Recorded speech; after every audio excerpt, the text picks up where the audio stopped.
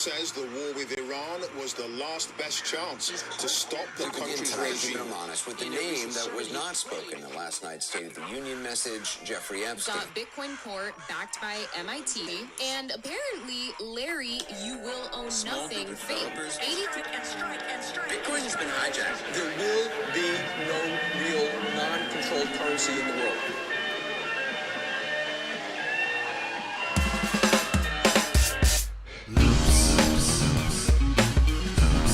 Bitcoin Cash on its path to global reserve currency.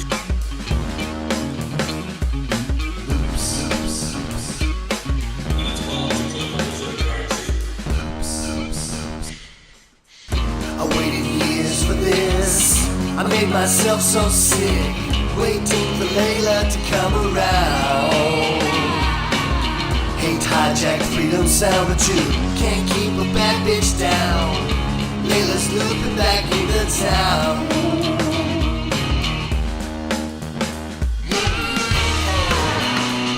I'm seeing the freedom now. Her 12 words are seeds of power.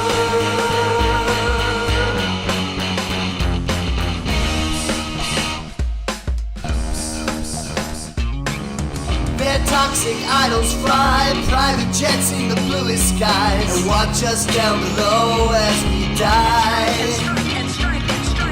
Suffering for sins that we never did commit. Turn around, pay your taxes to pedophiles. Fuck this. I'm seeing the freedom now. Her 12 words are seeds of power. They're coming from underground to uproot their world so sour. And let freedom ring. Let freedom ring. Yeah. Here comes Layla, ain't she cool? Look at how she moves. She ain't no Samuel Altman fool. She stomps on the face with her boots. Yeah, I saw her climb the car, rolls in bank accounts too. But Layla's got the final puzzle piece. She's taking back money. In a separate email from Epstein sent to early Bitcoin developer Amir Turkey on April 19, 2014, Epstein told Turkey that he just had handicaps, likely referring to... In the name of Jesus, we command all satanic pregnancies to miscarry right now. We declare that anything that's been conceived in satanic law. Sick of all their noise.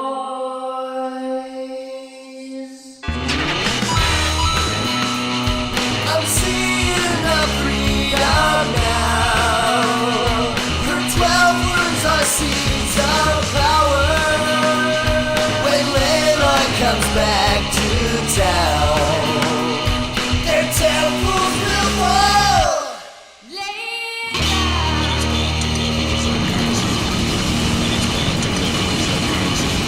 On its path to global reserve currency. Jump in and start building on BCH today.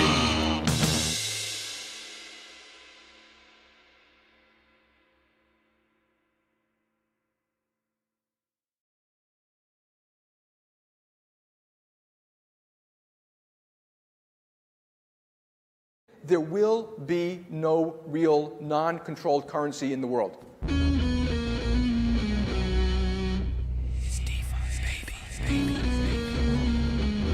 We're coming for you, banks. And this is exactly what these Bitcoin Cash people are building. Shout out to the Dragon Riders and the House of the Dragon. This is a completely different situation than it was 2 or 3 years ago. Yeah. That's how frogs get boiled. And they added a bunch of new opcodes and they're doing a bunch of things over there. It will be the most hated rally ever because a lot of people from some propaganda hate Bitcoin Cash.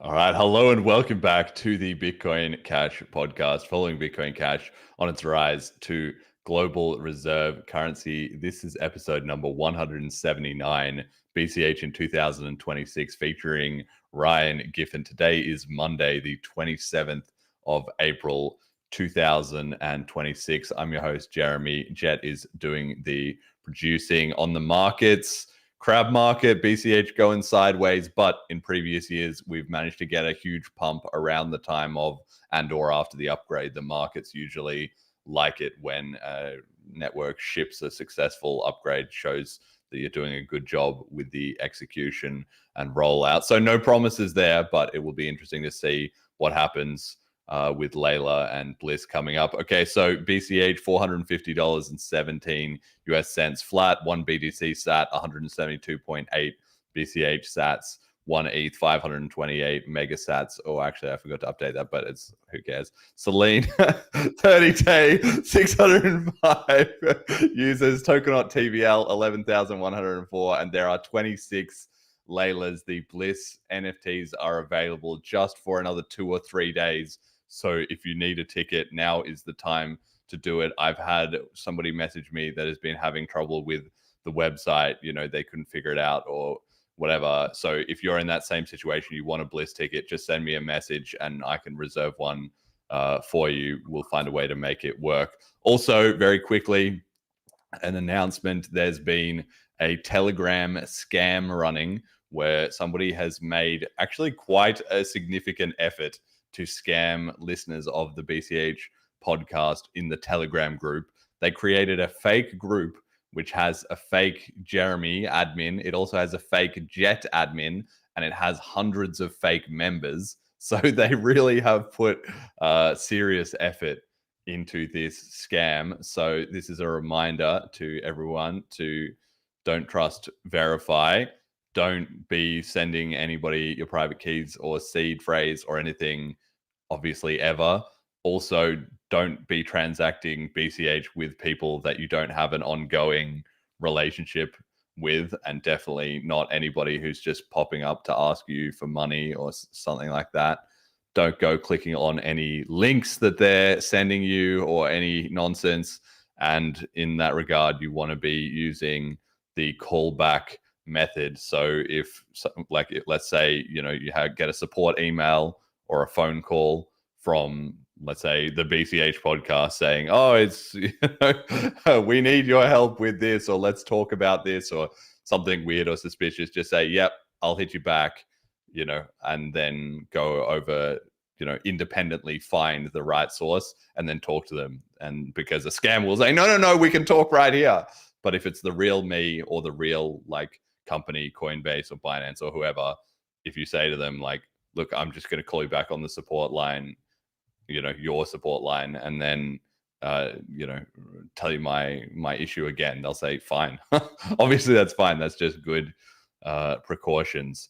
So just use that callback method. Be aware of that. And I believe there was also a separate scam with the Bitcoin Cash general group as well.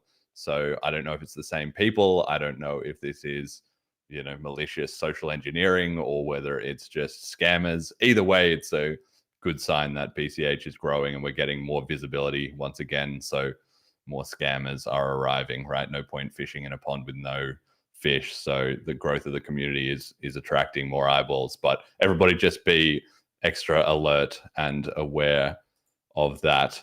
Okay, our guest today, Ryan Giffin, BCH advocate, merchant, and YouTuber, now back for his 6th annual appearance, man. We started 2021. We've done every year at the end of April since then. Welcome back to the show. How you doing? You're muted, man. 6 years, he hasn't found the unmute button. Oh, yeah, sorry. I wanted to make sure there wasn't any noise. Good to be back. I can't believe it's been 6 years. We're getting older, but it also feels like we're just getting started. Super excited. You know, now the episode is like right before Bliss. So super excited to see a lot of people at Bliss. I've been a little quiet in the crypto space, so super excited to get back and engaging with people. If anyone, you know, has missed me, we can definitely catch up there. I think we have about 20-ish tickets left. It's about 27. So make sure to hop in. There's usually a push at the end. And but yeah, just been a busy year for me personally. A lot of business stuff. Right after Bliss last year, I did a business acquisition that was then I did following an ERP upgrade, which has been was challenging. Took a lot of my time. one of my restaurants through silly lawsuits ended up just deciding to close it. That was stressful too. And also my kids are much older now and very involved in my son's athletic schedule. He's playing baseball and things like that. So been a busy year. Excited to get back out to Bliss and kind of get that energy and kind of rebalance my life into the things that I find important and certainly more engaged in the Bitcoin Cash space. Yeah, I mean, I think it's an important thing to note, which is that, yeah, like you said, we've been here doing these shows for 6 years, and people can see, who've been listening to the show all that time, the changes in my life, the changes in your life, maybe not in great detail, right? But time moves on. And BCH at the moment has actually been kind of quiet, which has been good in a way, because it's a lot better to have calm than drama and problems and infighting or even outfighting, bickering with other communities or whatever. Things have been very, very quiet in BCH at the moment because people are starting to get focused and productive, but also people like yourself who have been in the community a long time, like you just cannot sustain. It's just life doesn't work that way. You cannot sustain like full-time BCH. That's the main thing all day for years and years on end, which is why the growth of the community is so important, because we need to be bringing in fresh talent, off the bench to come in and be the ones innovating and coming up with new energetic stuff. And then of course they like cycle out, and some of the people who've been busy, with other parts of their lives can come back in, right? And you get that continuous decentralized effort, but it has to come from a spread of people. So I'm actually kind of not, surprised to hear you've been in that situation. In a way, I think it's a good thing. It leaves a bit of room for other people to rise up and have a bit more of a voice, I think a lot of times people expect, someone else to do it, and then but sometimes you have to be that person.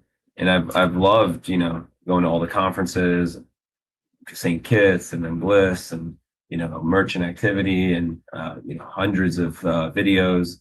And it will continue to always be a part of Bitcoin Cash. And like we said before the show, like good thing is Bitcoin Cash is timeless. Our time here is finite, and but make sure we make the impact we have. And if you're watching the show, and I think we talked about that years ago. It's like, who's going to do this? Well, you got to do it if you have time and energy. And we'll talk more about obviously the ethos of Bitcoin Cash and why it's important to help the project. Probably, I would say now more than ever, but we get into the political side of things.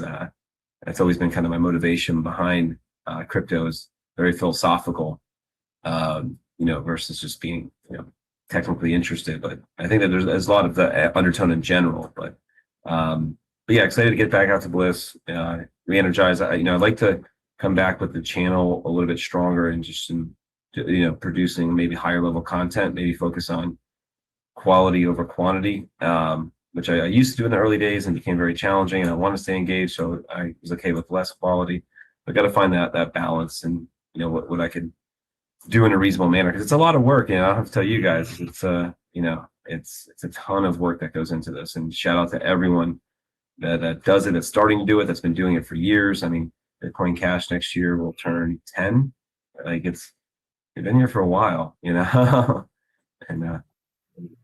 think we're doing well, and we'll talk more about where we're at. And I was just on your show in December, and it feels like forever. Like, and so many things have changed. Like the sentiment at that time versus the sentiment now. Like you just give it a few months, and anything can change in crypto. Yeah, well, things are really accelerating as well in terms of the exponential of BCH's sort of reputation and notoriety, right? Like, I think that's a hard thing to really communicate to people who maybe haven't been involved as long. But when we did like that first show 6 years ago, and even the next couple of years after that, the podcast was still pretty scrappy, couple hundred like subscribers on YouTube. Maybe you and I just talking about how we're going to make it work. There was no Bliss. There was no like all these upgrades that we have now. We were talking about pivoting over to DeFi and having, all the exciting stuff that would be coming down the pipeline, but a lot of it was still very theoretical. BCH itself was a lot younger as an independent project. Like you said, if we're coming up to 10 years since the split, which is crazy. Next year it'll be 10 years in August, right? So that would mean that if BCH or if Bitcoin as a whole is like 18 years, then that's like more time has been spent independently as BCH than as the Bitcoin project as a whole. So it kind of makes sense that that would be about the tipping point where people really start to think, holy cow, like these BCH guys are serious. And also that there's been enough time for the community to come up with independent, powerful proof of work to sway people over and to take things seriously, right? Because time is the ultimate test. Yeah, absolutely. All right, so we got obviously Bliss. This is a announcement about Layla that everybody, or a reminder, I guess, not an announcement. Everybody should be upgrading their nodes for BCHN. Layla is implemented on v29.0.0 and higher. Of course, the other nodes will have similar process. I believe BCHD also just recently upgraded with that, so you can look into that. Help other node runners and remind them to upgrade. And of course, you can grab tickets to come to Bliss. It's kind of the same as ever in terms of we're doing 3 days again this year, like we've talked about on the show, but we're always trying to innovate. So there will be a couple of new things happening here and there. I will say we've got more talks than ever before. We've also got an extra panel.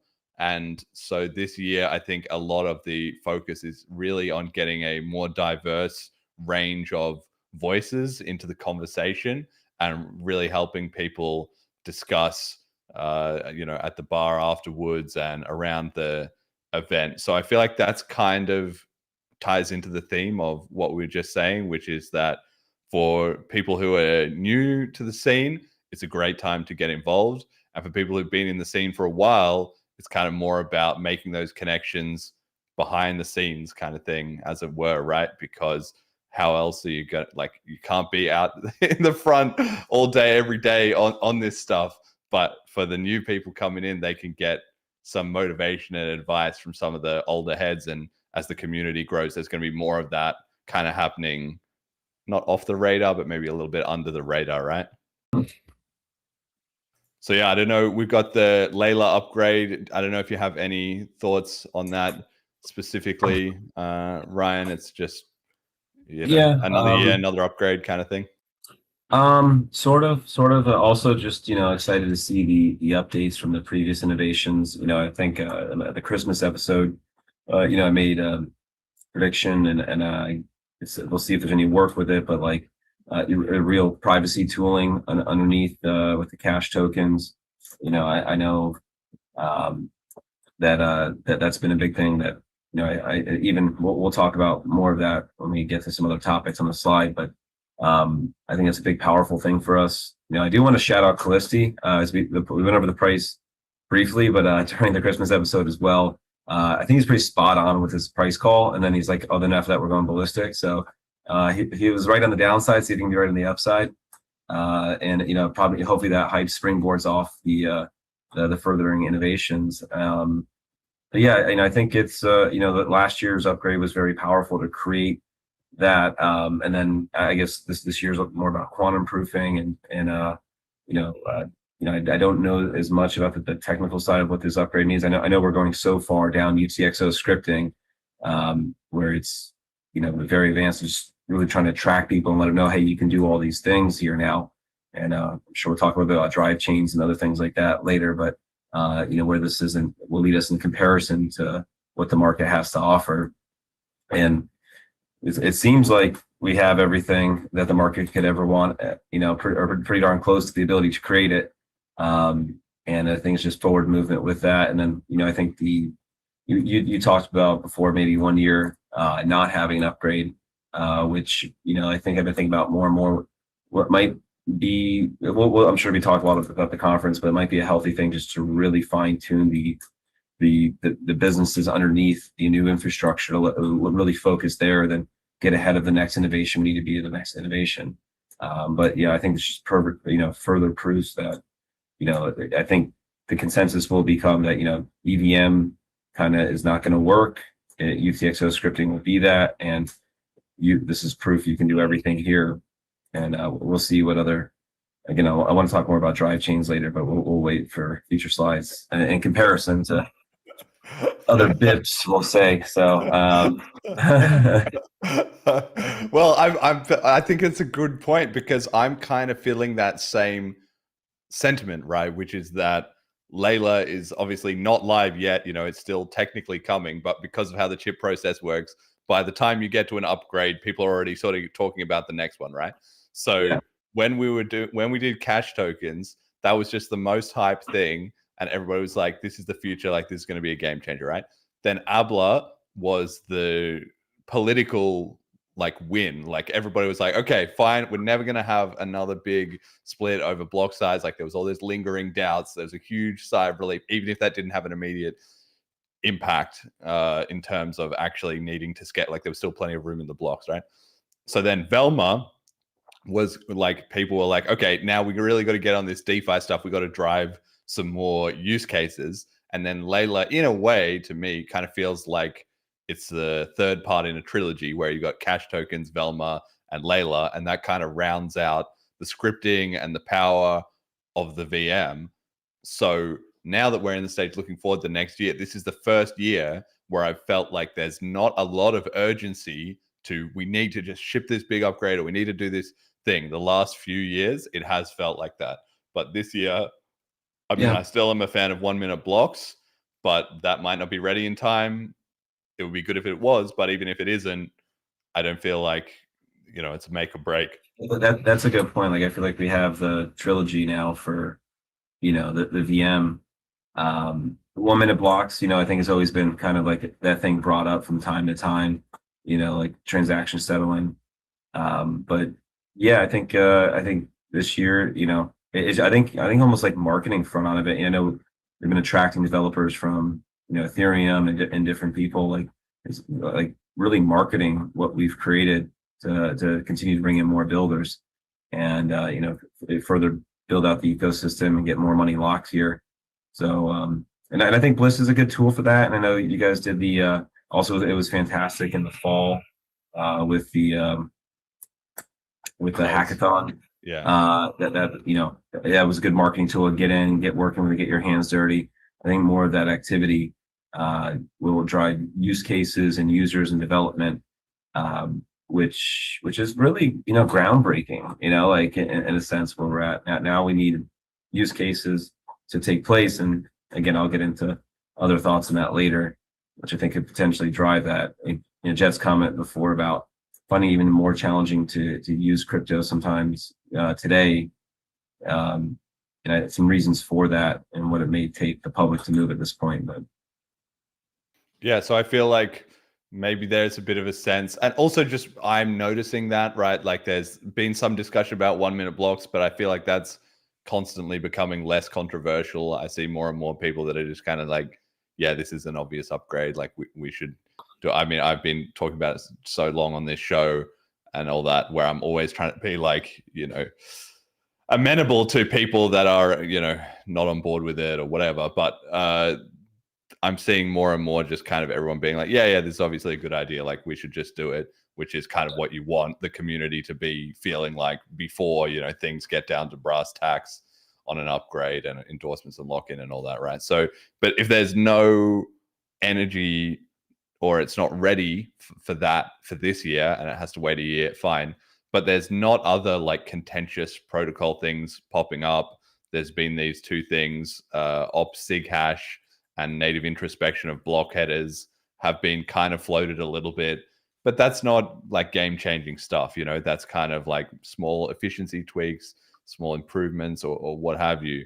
So because I'm not seeing so much of that energy and discussion around the protocol, I think it is really time that the community is starting to convert all those protocol wins into other stuff. You mentioned marketing, which is definitely one part of it. Onboarding developers is kind of a subset of that. But the other thing I think of as well is funding. The BCH community maybe needs to find more ways to bring more capital into the scene, because now there's no oh, we still need to build this, or this needs to be tweaked, or what. It's kind of all the tools are there. the foundations are laid, the site is prepared. We just need to actually get on with it, and for that we need resources. So I'm wondering what kind of thoughts you have on that. How does the BCH community get more funding, get more big business coming in? That's a great question. Because I feel like we've had so many committed, consistent supporters, and we brought in some fresh new ones. I wouldn't suggest stealing Satoshi's coins as one, but that some people will. But yeah, it's just like you pitching the investment, there has to be a return on capital for it, and I think it's just fine tuning our pitches for our investors. Obviously there's the big idea of becoming the world's the reserve currency is a huge one to sell, but I think if we can sell smaller bites into a big thing and show a roadmap to that, just from coin holders ourselves, I think we just need to fine tuning and sales pitch and how they're going to get their return on capital. And I think if you have that down, you can go out to a bunch of VC money. There's tons of it out there. I was just at a conference last week just talking about private equity, and they have more dry powder than ever right now. Like, there's a ton of money out there. It's just showing them how they're going to make their money back. And obviously a lot of them want a piece of crypto, AI, and what have you. I think it's just fine tuning the sales pitch on what this investment here does there. And over the Christmas episode, there was some hedge fund that was going to put $500 million into the coin.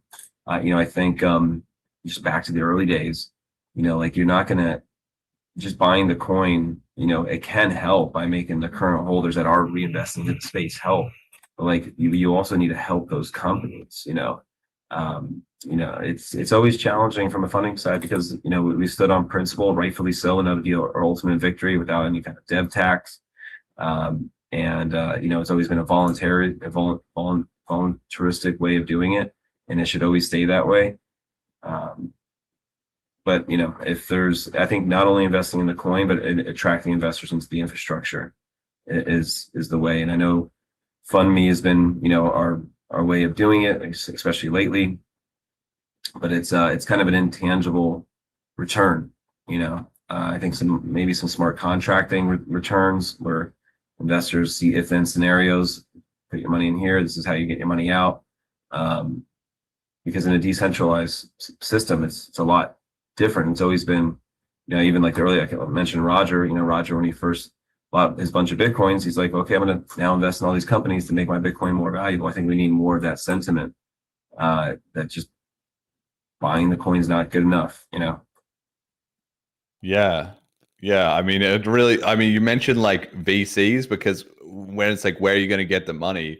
Well, obviously you have to get it from someone, right? So yeah. I was thinking like crypto, quote unquote, like a lot of the money is draining out of that at the moment because money is moving into AI, and also people are kind of realizing that everything outside the top 20 is basically just like a scam of some kind. Even some of the ones in the top 20 maybe have found some product market fit, but it's still like centralized nonsense or whatever. ETH doesn't have any like scaling wins. In fact, they're getting hacked and turning into like a disaster increasingly anyway. BTC, like the faith is just dying, and or it's turned into all like financialized TradFi kind of games, right? So I feel like that's not where we need to break into. I don't feel like the BCH community needs to go to other communities, be like, where are you guys getting your money? And then try to like chase up those same investors, right? But if it's not those guys, where do you find them? Like you mentioned being at a conference, an industry conference for something completely unrelated, or like how do we find those things and make those connections? Like how would you convince people at that type of event to be BCH and specifically BCH believers? Well, the conference I was at, it was actually, where I would be a proposed buyer of someone's company, right? And it was in a room of proposed sellers, like boomers that are trying to sell their companies and retire, and like where can they get money from? And do they sell to their grandkids? They sell to private equity, so that I would say, for any businesses inside the space, from like, at least an American perspective, like, building strong P&L, sheets that show some form of EBITDA, present a balance sheet, look professional, and have equity, look at selling equity stake off of your company or some way of getting these investors back money. I mean, it's just the natural world of capitalism that we live in. So I think a more buttoned up approach to approach people with, along a deck and things of that nature, a way of marketing that. But certainly they're going to want to look at financials, where the real venture capital comes at. Like a lot of places will have money just to kind of speculate with. Like startups don't have financials. They can just talk about a target market and potentials. But if you have something, especially, Jeremy, as you're building your business in space, or, I know a bunch of other companies, start getting those things out ready to present. And maybe some of them have. I know some companies in the space have a good investor class. But, we need more of that. And if you're listening, if you're a young BCH entrepreneur, present yourself. I know a lot of us come from a cypherpunk background and not used to the, presenting ourselves to investors. That's, and I know there's other business like people in the community, and I'm one of them that can at least help button them up and go out and get more seed capital for whatever project you're building within the space. And I think that would likely lead to a good result, because there is a lot of money out there, which sounds crazy because it feels like it's hard to get sometimes, but with the right presentation, there's enough out there where you're going to find somebody for sure. Yeah, I mean, it almost feels to me like we need some sort of, not program exactly. I mean, I always think of structuring things, right? But just like if we could get you with somebody else who is maybe a bit more on the tech side to a conference like that, and then you just had the combo team of like basically the sales rep and the engineer at these kind of events. Because if you have only one or the other, it's hard to get a lot of traction going, because either the sales guy just doesn't, like, it's a bit artificial in a way. If you're saying, oh, this is all great, it doesn't seem like it has that much substance, just if there's not a guy standing right there who can answer like a couple of tricky questions. And then on the other hand, if it's just the tech guy, he's not really going to be able to make it like smooth and appealing enough to just do the introduction well, or like, get a business relationship off to a good start. That combo and team has existed forever. So it feels like maybe we need some kind of community initiative, or that's what, if you're listening to this and you're going to Bliss, like, and you have a business and you want help growing it, like, that's the opportunity. Those things we should be talking about. Like, you have your tech expertise, I have some business expertise. Let's work together, that's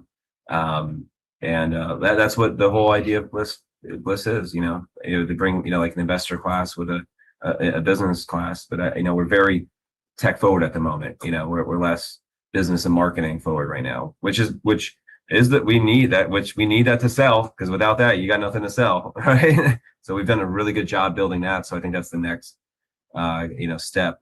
And maybe that's overall, maybe we're at a place for that, where before maybe we were more marketing than tech. Remember those days where it was all, and that didn't, we didn't have the right tech underneath us, right? We had SLP, and we had it's larger blocks. It's just like, yeah, smart BCH.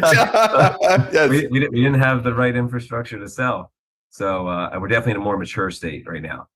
So maybe it's time to go back out there and make wiser investments into marketing fronts, and get out there and find we need to find fresh capital to bring in the space too. I know we have, people have done extremely well in the Bitcoin space that do help a lot. We need to help them too, and they have a lot of coins, and certainly that's the idea. But hey, I own a lot of coins, and make it more valuable with these businesses. That's the way to go. But certainly we had a few years of I don't want to say burning investors, but like certain things didn't work out that should have. What was Mark Williams? Coin flags, St. Kitts. Well, what about, like you mentioned, because one part of it is, buying up the coins. That's great. It does pump the price. Obviously, it gets people at least nominally somewhat invested in the community if they buy a big stack. But like you said, among people who have very large coin stacks, there's only a few who are just so insanely valuable and amazing that they have that money and they understand the vision and they reinvest it and they look to support initiatives in the space and stuff. So you know who you are. Like, you guys are just unbelievably the best. But there's other people who also have huge stacks of coins, whether it's in some institution or whether they're just checked out on holiday or whatever they're doing. You know, they're not either as bought into the mission or they're just currently distracted. It's the same as what we were just talking about before. You and I like are going to go through periods where we can't be front and center and everything's going on. The same is true for the investors and the whales, right? So how do we get either some of those existing whales to pay a bit more attention and feel like excited about it, and that they then want to reinvest into the scene to kind of speed things up, or acquire some new whales with the pitch of like get involved and invest in stuff rather than just buy a stack and then switch your brain off, you know? Yeah, I think there's an investor class in BCH that buys it as an insurance policy. Like, what if these guys actually are right? Like, what if these guys are, and how to, you know, change. And overall, we've done a tremendous job changing the market sentiment as why we're not only like an insurance policy, we're actually like an investable asset now, and probably likely, you know, to like I would say if there's any coin that can take out Bitcoin right now, it's Bitcoin Cash. And like for me, I can say that with 100% confidence, but like someone that's just holding his insurance policy doesn't see that, right? Or at least if they haven't paid attention to what's been going on within the upgrades. You know, like I also thought like it got picked up. You know, I thought the evidence of Epstein as like the hijacker was like a huge marketing opportunity that like a real marketing front, you know, could have done a better job in a bigger, you know, channels to pick it up. And like we had some good momentum at the time as to what happened, but something to really control the narrative, you know, and to not only like, I mean, how disgusting you have to feel like falling for that, like, you know, like that's how I felt at my core, and just the overall, and that's just how it affected me personally. But like, if you can control that narrative and let people know, like, you know, this like not only did Bitcoin get hijacked by like the most disgusting person you could imagine, and like these guys that got tormented, that stuck to principles and values, you know, and have also innovated a ton. Like this was the right thing to do, and like guess what? It's not too late. You're actually getting a better version of what it was at that time, and at a very good price. Like for me, that was still not missed opportunity, because the world's still in such a flux of trying to figure out what's the truth. You know, it's a battle for the truth. So like, and for me, like there's people that invest, like all my, there's a term for it, but like all my investments, you know, have always been things that I thought would be good for the world, versus some people just look at numbers like, you know, on paper and be like, okay, that's likely to succeed or not, like whether it's doing something good for the world or not. Like they don't have any feeling behind it. Which for me, and maybe if we can appeal to that investor class, but also like the, you know, people that there's a word for that type of investor. I think, you know, going after that kind of investor class, I'll find that word here shortly. But people that like would not invest in like Raytheon, right? Like that like just kills people. But like invest in a tool that is, you know, transformative. And as we get in the political section, I'll embellish more. But you know, and that's the type of investor I am. And but then, like I said, if we're just legitimately a good investment, then it just invites in everyone. Yeah, I wonder about, like you said, that kind of sales pitch of it's not too late, because when you say that, I sometimes do that a little bit in my messaging on Twitter, for instance, because you see people who make these kind of little whiny posts where they're like, oh, I miss the good old days. Crypto used to be so cool. Everything now is trash. Woe is me. I'm having a little public pity session, right? And so I try to be somewhat constructive by going into the comments and saying, like, BCH is still here. It's got all those values. It's got, you know, it survived all the hijacking. You can come be involved in it. You're welcome anytime, et cetera, et cetera. And it's a little bit of a losing mission in the sense that people having a public moan like that, they're not actually looking for an answer. They're not actually going to say, oh, wow, you're right. Like BCH is here. I shouldn't be complaining on Twitter. I should be helping create the future that of course, they're not going to do that. They want to complain, right? But putting that messaging out there can maybe think to other people that are reading, oh, wait, actually, yeah, I feel kind of like that. And actually, yeah, there is an alternative that has been time tested and is still there. And maybe I should take a bit more of a look at it.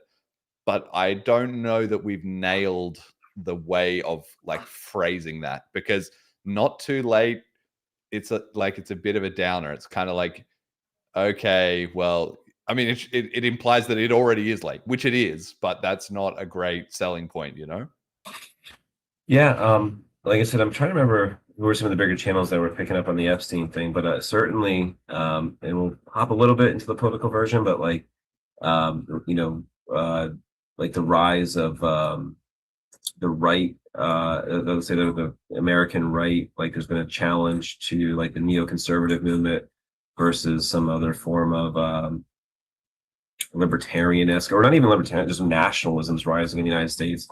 It's becoming wildly popular. And like Tucker Carlson even interviewing Roger Ver is an interesting thing, and how widely popular he's become, and kind of like an anti-the-system thing.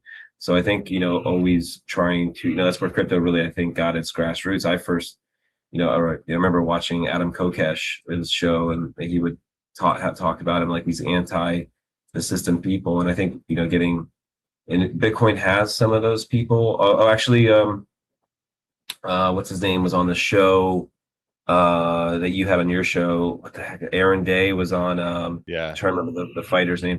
I thought that was it was unfortunately not like a huge Bitcoin Cash moment. It was just like kind of an anti-Bitcoin moment, which opens up everyone to the opportunity. But I think if we could, it's hard to like fall like to give like soul conviction on Bitcoin Cash, because certainly like there's like it's hard to talk negatively about privacy projects because their mission is a great mission. Just the likelihood to succeed or not get sucked up by Bitcoin Cash is something that's worth the conversation. He was out there pumping Zano and things like that of that nature. But I think getting into the anti-establishment political frame, especially at the podcaster class, and then also into some governments, because that's kind of maybe some of the stifling part of it, and I'll even say for me in particular, watching like Roger get politically persecuted was a bit challenging to watch, just because he went through the crypto attack, and then like you can deal with that, but right once the state's on your eyes, but we need to have so many of us where like they can go take out some of them, but like I think it'll create more people to feel safe to be anti-establishment and use crypto as alternative. And we can go into reasons why that's like so critical. Or the other side of it is just like the system's going to destroy itself, and then we are just a great viable solution to rebuild on. We talked about that a lot about last year's Bliss conference. Is the question is, do we want to try to save the system, or when the system crashes and dies, then we'll take over? Like that's really where I think the world's at, and where crypto's at is a viable solution. Yeah. I mean, I like that framing that there's two options. I mean, they both amount to the same thing, which is you need to be an alternative, but there's kind of exit and voice. You can integrate into the existing things and try and change it for the better, or you can just be like, screw that, like, come over here. We've got our own independent thing running. It's very deep in my soul to like the idea of the exit option, which is just screw you guys, like we're doing something over here. Obviously that's very true to BCH. I suspect it's also part of my Australian heritage. That was kind of the same thing, maybe not exactly in the same way as like America or what, but it was kind of like, all right, never mind this like bad option, like let's just do it ourselves, with a lot of conflicts and chaos along the way. But nevertheless, I've always had a soft spot for any part of the world like Hong Kong or Cuba or anything like that, where they have that attitude of just like, forget that, like we're just going to do it our own way. And so I sort of feel like we want to lean more on that messaging, because where you say there's kind of the two-part process where number one is people have to understand the problem. And for a long time, the problem was fiat currency, but everybody kind of gets the problem with that now, even on those big podcasts and everything. Then it was, oh, BTC is the answer. But then the problem was the BTC was hijacked. Now we've got that narrative out there. The Epstein stuff did a lot to do that. Hijacking Bitcoin was a huge hit. People can just see that it's not working. It's not upgrading. It's not spreading as a P2P currency. People have got that message, right? So now we're just on the final stage, which is how we say, okay, everyone knows the problem. How do we become, the go-to solution? Yeah, and I feel like that's where we're at. Like, we understand the political problem, and we know we need an alternative. And now it's like winning the internal forever crypto civil war. But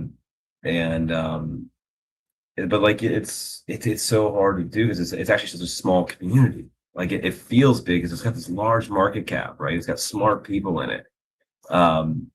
But I think if you almost like overstep that, and that's where I thought like the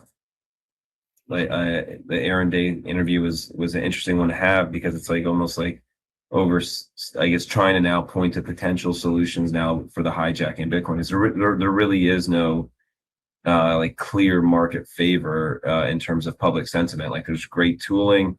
Obviously, Bitcoin Cash is likely to be the solution. But like how to control that narrative, and the way to do it is just become undeniable, right? Like, and I think what we talked about before is create great businesses, good profit models, great returns for investors, and like then it's just like you walk right in. That's probably the more, it's got to be built from the bottom up. I think you're going to go convince a bunch of people to buy the coin, and then the businesses take off. Like, that could work, but and then hopefully the businesses work out underneath it, right? If you have a solid base underneath the infrastructure, that's where we're at in Bitcoin Cash. So we've had cash tokens now for a few years. We have companies under it. We have further improvements to what you can do with it, and that's where I think we're at. I think we're at a marketing and business importance phase. Like it's all there. Like, for a time, like push payments and sound currency was good enough. The market's more innovative now.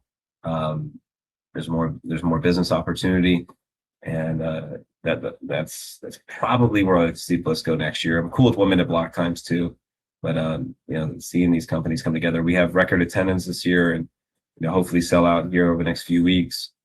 Bring the energy. Again, I'll be there. If you want to talk, growing your business, again, I'll offer my expertise as a small business owner, and try to open more doors that I know, and learn more about your businesses from just a pure business sense, and where your business at, where it's going. I strongly recommend for like small business. I talked about it at my opening speech. I talked about it's based on, it's a good book to read called Traction. I've probably told you about, Jeremy. My company's run on it, and we run on something from the book called EOS, Entrepreneurial Operating Systems, where you create clear vision, real values within your company. And we've done some exercises to help build Bliss too, some vision building exercises that we have found helpful, and I think has certainly helped. And then just key metrics, and how to target things, how to make your longer term vision more attainable through quarterly actions and even weekly actions. I'm happy to share the things I've learned and invested in and teach myself, and there's a lot more out there. So that's probably where we're at right now, and we need to make a run at it. And I feel like excited just even talking about like it's got me more excited to go out there, see where everyone's at. All right, so a couple other quick things then before we move off to just the tech part of it. What's your take on quantum? There's been a little bit of chat recently in the community about mitigating quantum or so forth. Obviously, it's also a bigger conversation in the whole of cryptocurrency, less so in the whole of the rest of the world, because I feel like centralized stuff is just kind of like a tech nerd job. It's just the public doesn't need to debate how do we upgrade banking infrastructure. The banks are just like, let's ask the CTO. The CTO says we're going to do this. Everyone says great. problem solved. Like the banks don't need to market, like, we're quantum resistant to their customers. The customers just expect that it'll get sorted, and it will get sorted. Whereas with crypto, that's kind of more of a dicey thing, with the people trying to coordinate and what solution do we do and what happens to coins that are vulnerable and so forth. How are you feeling about quantum at the moment? We've been talking about quantum for years now. And, when Jason published his work on quantum vaults and all that, seemed like really, okay, good. Like crypto has a chance to live on, and it was really cool to see it come from BCH. For me, and probably for a lot of people watching at home, like it's kind of hard to wrap your mind around like what quantum really looks like, living in our world. Like people told you what AI would look like, you would be, 8 years ago. Like now we just live with a smart computer that can make images, like create anything, create video, it can be all like these innovative things. Like what a quantum world really looks like, I don't know. Like it just seems like the most powerful thing ever. And how do you actually overcome that and don't unravel Satoshi's coins? And I know we've talked about like when we do have quantum tech, like everyone's going to have to roll over. And I'm not sure if that's exactly where we're at. But certainly it's just not even a BCH, just to like everyone, if you don't have this answer, you're not investable, right? Because at some point, whether it's next year, 5 years, 10 years, like we're all going to face the same challenge, and whoever gets rewarded for it. I guess I should pause back a little bit, like understanding. Is there like you're saying, like go to the CTO, go ahead and implement. Like I assume it's something that'd be overwhelmingly supported by specifically the big BCH community, but I think then I think Bitcoin would just copy us because they have no choice. Or any other. They can't though. They're fucked. They're screwed. They can't catch up 4 years of upgrades or 10 years of upgrades overnight. Like they can't do any upgrade without shooting themselves in the foot. So trying to scrap together some kind of quantum thing to copy us, it's never ever going to happen. Yes, you need so much in front of it, right? Like you need so that's a huge market advantage, and that's something that we can go out and market, right? We can say, hey, you like the Bitcoins that you're holding, go to any Bitcoin whale out there. Like again, all these passive investors that just, they have again, just hold Bitcoin as insurance in their own it's just insurance case system. It's like the whole goal. Like actually, you're gonna get screwed there. Like you want to find more money in crypto. Like there's the $2 trillion market cap of a bunch of idiots that don't know what the hell they're holding. That's easy money to pick off. Like we should go for target markets, and that's just one of many, right? Like we've talked about, certainly. So maybe we could really build on that. And I'm almost like, I think I'm having a panel. Like maybe we can pivot the discussion to this. Like, and I can come in with like potential addressable markets to get money out of. But like getting that is so good for marketing to bring in fresh capital. Just to keep interest, and if anyone finds crypto at all interesting, like to keep it going. But maybe you could share more on what a quantum world looks like, because you're probably more equipped to do that. Well, it's like quantum computing is unlikely to sort of revolutionize things to the degree that classical computing did, just in general, right? It's in a lot of ways only going to affect kind of niche parts of computing, and cryptography and cryptocurrency ends up being one of those things. So like you said, I think it's more about just sort of risk mitigation and having a good rollout strategy. Some of the discussion, I like this angle about marketing, that's a tangible thing that we can point to and say, here's where BCH has an edge. And even if they don't understand the details, so it is a little bit buzzwordy, it's the kind of thing that A, shows that we are more competent as a community, and then B, also will get the attention. It will prick up the ears of people with large amounts of capital in the cryptocurrency scene, or considering putting that money in, to take it seriously. So I like the idea of using quantum as a bit of a marketing angle. I don't think it should be our main thing, but in the mix, it can't hurt to say, and also we've got quantum readiness. Some of the discussion in the community has been about the Satoshi coins, right? If Satoshi has 1 million coins, There's 700,000 roughly other ones that are sitting around, possible to get cracked by a quantum computer. Are you worried about that? Like, the general default case is just going to be if and when those coins get broken, which probably wouldn't be overnight, right? But in a worst case scenario, somehow it was broken overnight, we just face tank the dump of like 1.7 million BCH. Do you have any interest in ideas about burning them? There's been some discussion about that, obviously highly controversial. There's also ideas about like rate limiting it, that the amount they can get grabbed to a certain rate. What do you have any thoughts on that? Or Yeah, is it just... I I have an interesting comment to make about it, but like I think taking those coins, I think that we like the effort should be to protect those coins for Satoshi. And I'll just make like a joke here, but like I feel like it'd be really unfair when Hal Finney wakes up from his sitting laying in Alcor for his coins to be gone. He like that's probably his plan. And if I ever get brought back to life, I have 1 million Bitcoins. I'm just playing. I don't know if that's factual, but that seems somewhat logical, or something maybe someone like Hal Finney would do, some kind of life extensionist like that. Yeah, and as we talk further about just like property rights in general, I've never been one for much for like I view crypto as physical property. Like I don't have as much respect for and you may disagree with me on this on like intellectual property rights, but like that's physical property rights.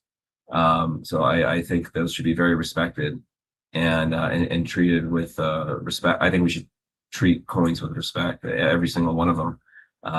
And if we can create technology to make sure we do that, those are someone else's coins, and I just don't think we have rights to them.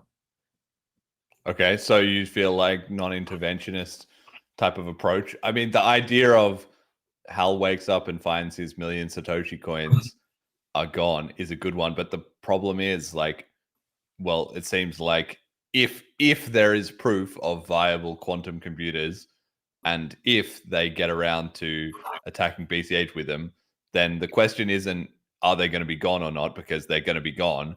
It's just a question of whether the community has implemented something to stop that, or a hacker has, grabbed them, an attacker potentially, or what some people would say, a salvager, architectural deep sea diver salvager has found the gold bars and then brought them back into the market. So once there is proof, or if there is proof of quantum computing of sufficient capability, then it's not a question of is Satoshi going to have his coins or not, because he's probably not.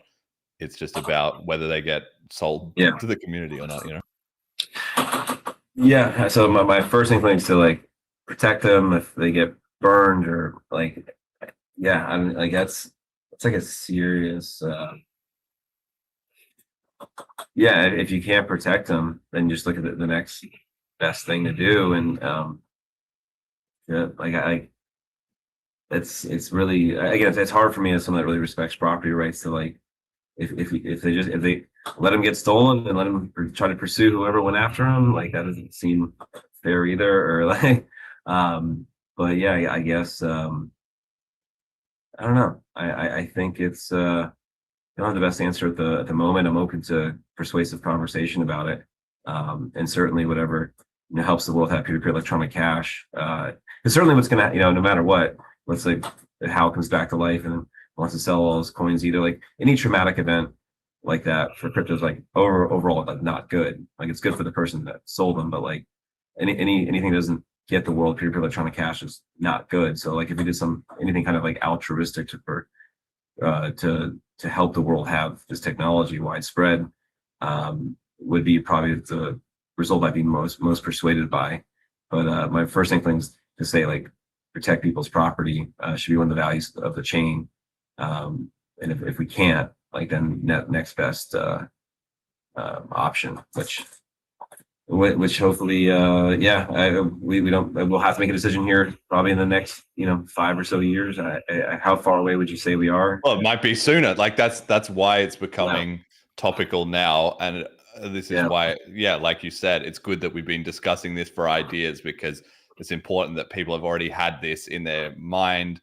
Obviously, like solutions are already being developed, so the BCH community is not luckily like, oh shit, like we're caught off guard about this. We've front ran the issue there nicely. So that's Yeah. that's a win. But we do have to think, it's of course there's so much debate about it, but it could be the case that in 2 or 3 years this is a serious thing, and like we said, like that's going to come around quick.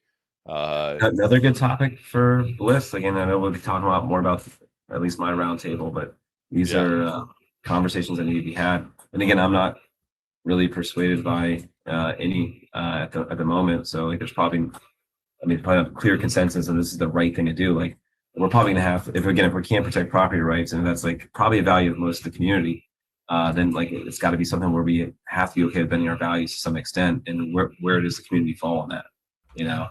I'm curious with the like Ethereum split between Ethereum and Ethereum Classic. Do you know anything about that?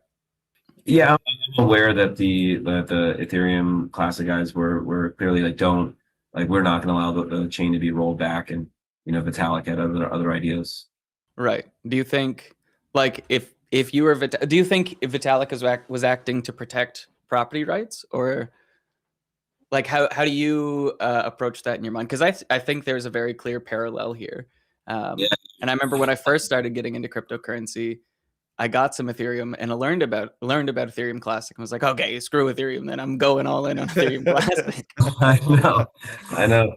It seems like at the time too, I was just like a little bit just like a fan of Vitalik in general, and like I probably but I fell for the Ethereum Classic. I was okay. Now we'll have two like sides of smart contracts at least competing, to kind of create the space. So like and then it wasn't like like just an Ethereum guy. Like I was more like a sound money guy, and like they were going in this like interesting other direction. So like it didn't tug at my heartstrings, but I was like, yeah, that's kind of fucked up what he did. And it really was, really looked out for, even though like I was never a big Ethereum Classic investor. I always kind of just thought like from that standpoint, like I did actually very well with Ethereum, probably my best investment ever, but like didn't really even care. And Ethereum just like clearly from the outside had like market favor.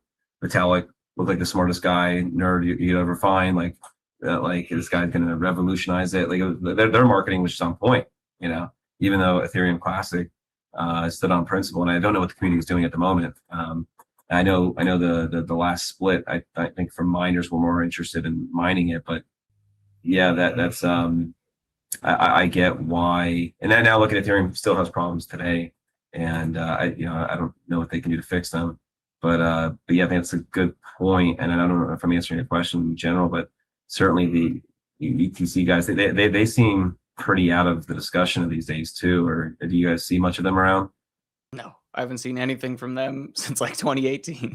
I feel bad for them because they were probably right. No, but I think they were right, which is that I also am a big fan in the general sense of ETC, because for the same reasons as you guys, I think it's inbuilt. There's kind of like our ideological cousins. It's inbuilt in the BCH DNA to kind of like take a stand on principle, right? And they are the only other example. It's an amazing thing to think about. They are the only other example in the whole of the millions of cryptocurrencies or whatever that has proof that they can resist a developer choice that the community disagrees with.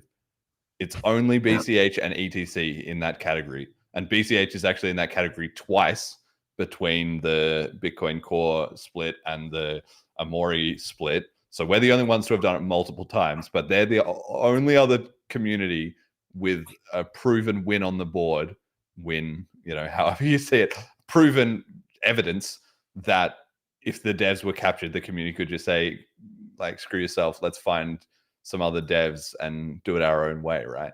So they've then suffered just the same as we have in terms of they didn't have the network effect and the branding, and they've had to reorganize. So yeah, I also don't know what they're doing, but I think it's a poor name choice. I think it's a pure not to say like Classic. It feels like it's like, okay, that's the outdated version. I always thought like, but who knows? I mean, it could have worked. And then every like time the prices go up, they usually get a good pump. But like, Yeah, they don't seem at the. I don't know where they ranked now. I mean, they're probably still in like the top 100. Just out of curiosity, but I do wish those guys well. And I'm not sure if they have any better innovation since the split, because again, Ethereum seems like it's gonna slowly bleed out over time, or it'll probably still go up in some sense, but bleed out against better tech in the industry.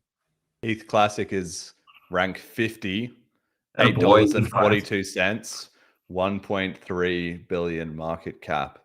So they're still in it to win it, like they're not out of there totally. They're actually doing a fairly impressive job. Like if you think that that's those guys. Maybe we need to hit them up. We need to be like, where are these guys at? Like ETH Classic. If you're the ETH Classic guys, come to Bliss, see what we're up to, and we'll go to your conference and see what you're up to.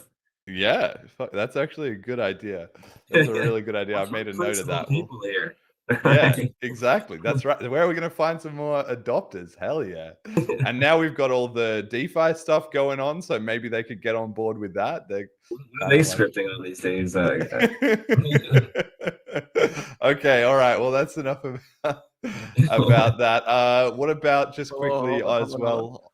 Hang on. If we do get the Ethereum Classic guys, we're gonna have to figure out what to do with Satoshi's coins, because if we have to do a rollback at some point post quantum computers, we're not gonna be happy with that. we gotta tell them where we stand. Yeah. That's funny.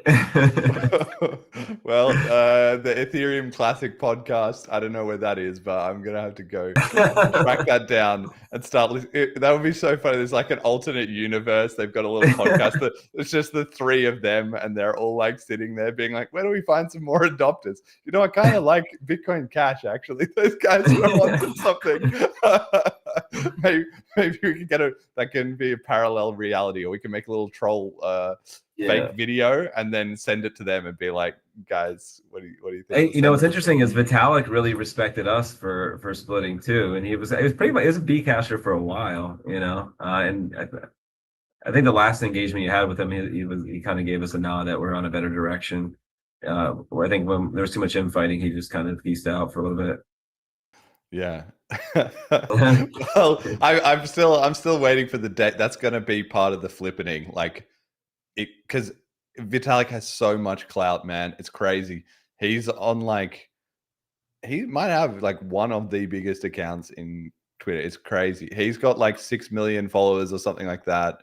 If I remember right, he's way bigger than Michael Saylor, and also the spread of people that take him seriously is so much broader that if he saw BCH get in the top 5 or something like that and was like, guys, this is it, we're fucking back, that would just be an earth-shattering thing. So anyway, this is one of my predictions for the next 15 years. We'll see that at some point, because he also famously made that tweet about, which is still getting referenced today, about congratulations on this seriously to Roger and Jihan when BCH flipped ETH and potentially was going to go to number 1. That was just such a class act by him, and it also put a stake in the ground forever, that this was legit, because even if it didn't last, at that moment, clearly it was hanging in the balance, And so I can see a world, man. I don't know, maybe he's too far off on his other stuff, but there's a part of his soul, I'm sure, that still wants Bitcoin to win. So I could see that happening. I agree. I guess, and there's probably an interview for it, but why he was okay with rolling back the chain, probably for some kind of other tough political. Well, because they all had their money in there. That was the problem. It was I don't know whether he specifically had his money in there, but it was all those other main guys in ETH had their money in this genius contract. So it was basically like a bank bailout, and they were the banks. Yeah. Tough one. It's yeah,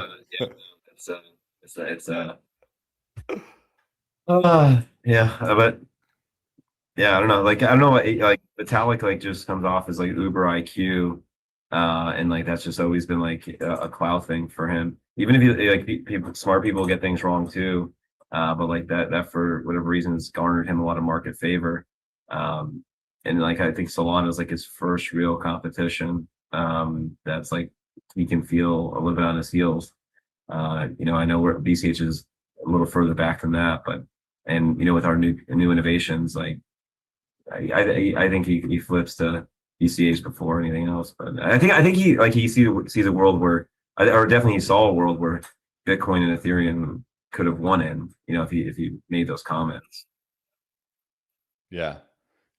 Okay. I don't know if you want to say just briefly, it's a bit of a tangent, but also sort of in the mix of everything else we've been talking about in terms of AI, LLMs, which is now such a big part of everything. There's a lot of different angles to that in terms of, like you said, there's a lot of money in that area, so that maybe that's somewhere we could go to try and find things. At the same time, it's kind of brain drain. Some people are getting distracted away from crypto monetarily, or engineers or otherwise, to go and sort of chase that around, right? Is there an element to that we need to be looking for ways to integrate with LLM based products and tooling? Is it kind of a bit of a distraction to some people? Maybe do we need to be making more use of AI tools? Do we need to target the AI to AI payments market? Where are you at on that? I mean, AI is, you know, I think certainly worth the, I mean, just in general, like from, again, going back to like a business perspective, the same conference I was at, you know, I had a AI section, and like, you know, we're using it, you know, more and more every day. And actually, like, we have launched like a service department. I'll just tell a brief story here, where we're, you know, doing equipment, like I sell equipment for, you know, refrigeration, cookware, and what have you. But now we're getting into the servicing of it, like fixing and repairing it. And in certainly the United States and probably other countries, like millennials all went to school for liberal arts degrees and don't fix things well. But there are some people that will want to do the work. So we built a custom GPT where these, you know, inexperienced technicians can talk to the GPT about the unit, and it'll tell them how to fix it, which is you know, and we've just launched it, and we have some good success of it so far. First time call, fix, repair, not going back out, like huge efficiencies for business. So like as a business, like AI, and like that was the whole thing I sat in last week, just different ways to use AI in your company. And, you know, I would say to try to, you know, use you know, where does crypto fall into the world of that? Like, you know, where I found, you know, best, you know, some good use of crypto, or like probably the best in business, was international payments. I think that's a huge thing. You know, it's very inconvenient. Like actually from St. Kitts, when I was out there, I have customers now that buy equipment from me and they prefer to use crypto. Again, for them, getting their hands on crypto always sends me. They hate sending wires. They have to sit on their computers, Swift codes, all this, rather than like 2 seconds on your phone. You know, like where, you know, from just a payment standpoint, like Zelle's become a serious competitor to crypto. And that was obviously the hijack and delayed our, you know, first mover advantage, which allowed them to compete with that. But I definitely think in terms of just making life easier for business owners, like AI has, that is something that you know, that we should promote more, and getting their hands on crypto for international payments is huge. How to integrate more, I know at the last Bliss conference, what coin is the guy like, where he had a GPT built using, he built one for Bitcoin Cash, and he likes the other Nano. That does, what coin is he like again? All right. Yeah, Milan with the Nano GPT. Nano, sorry.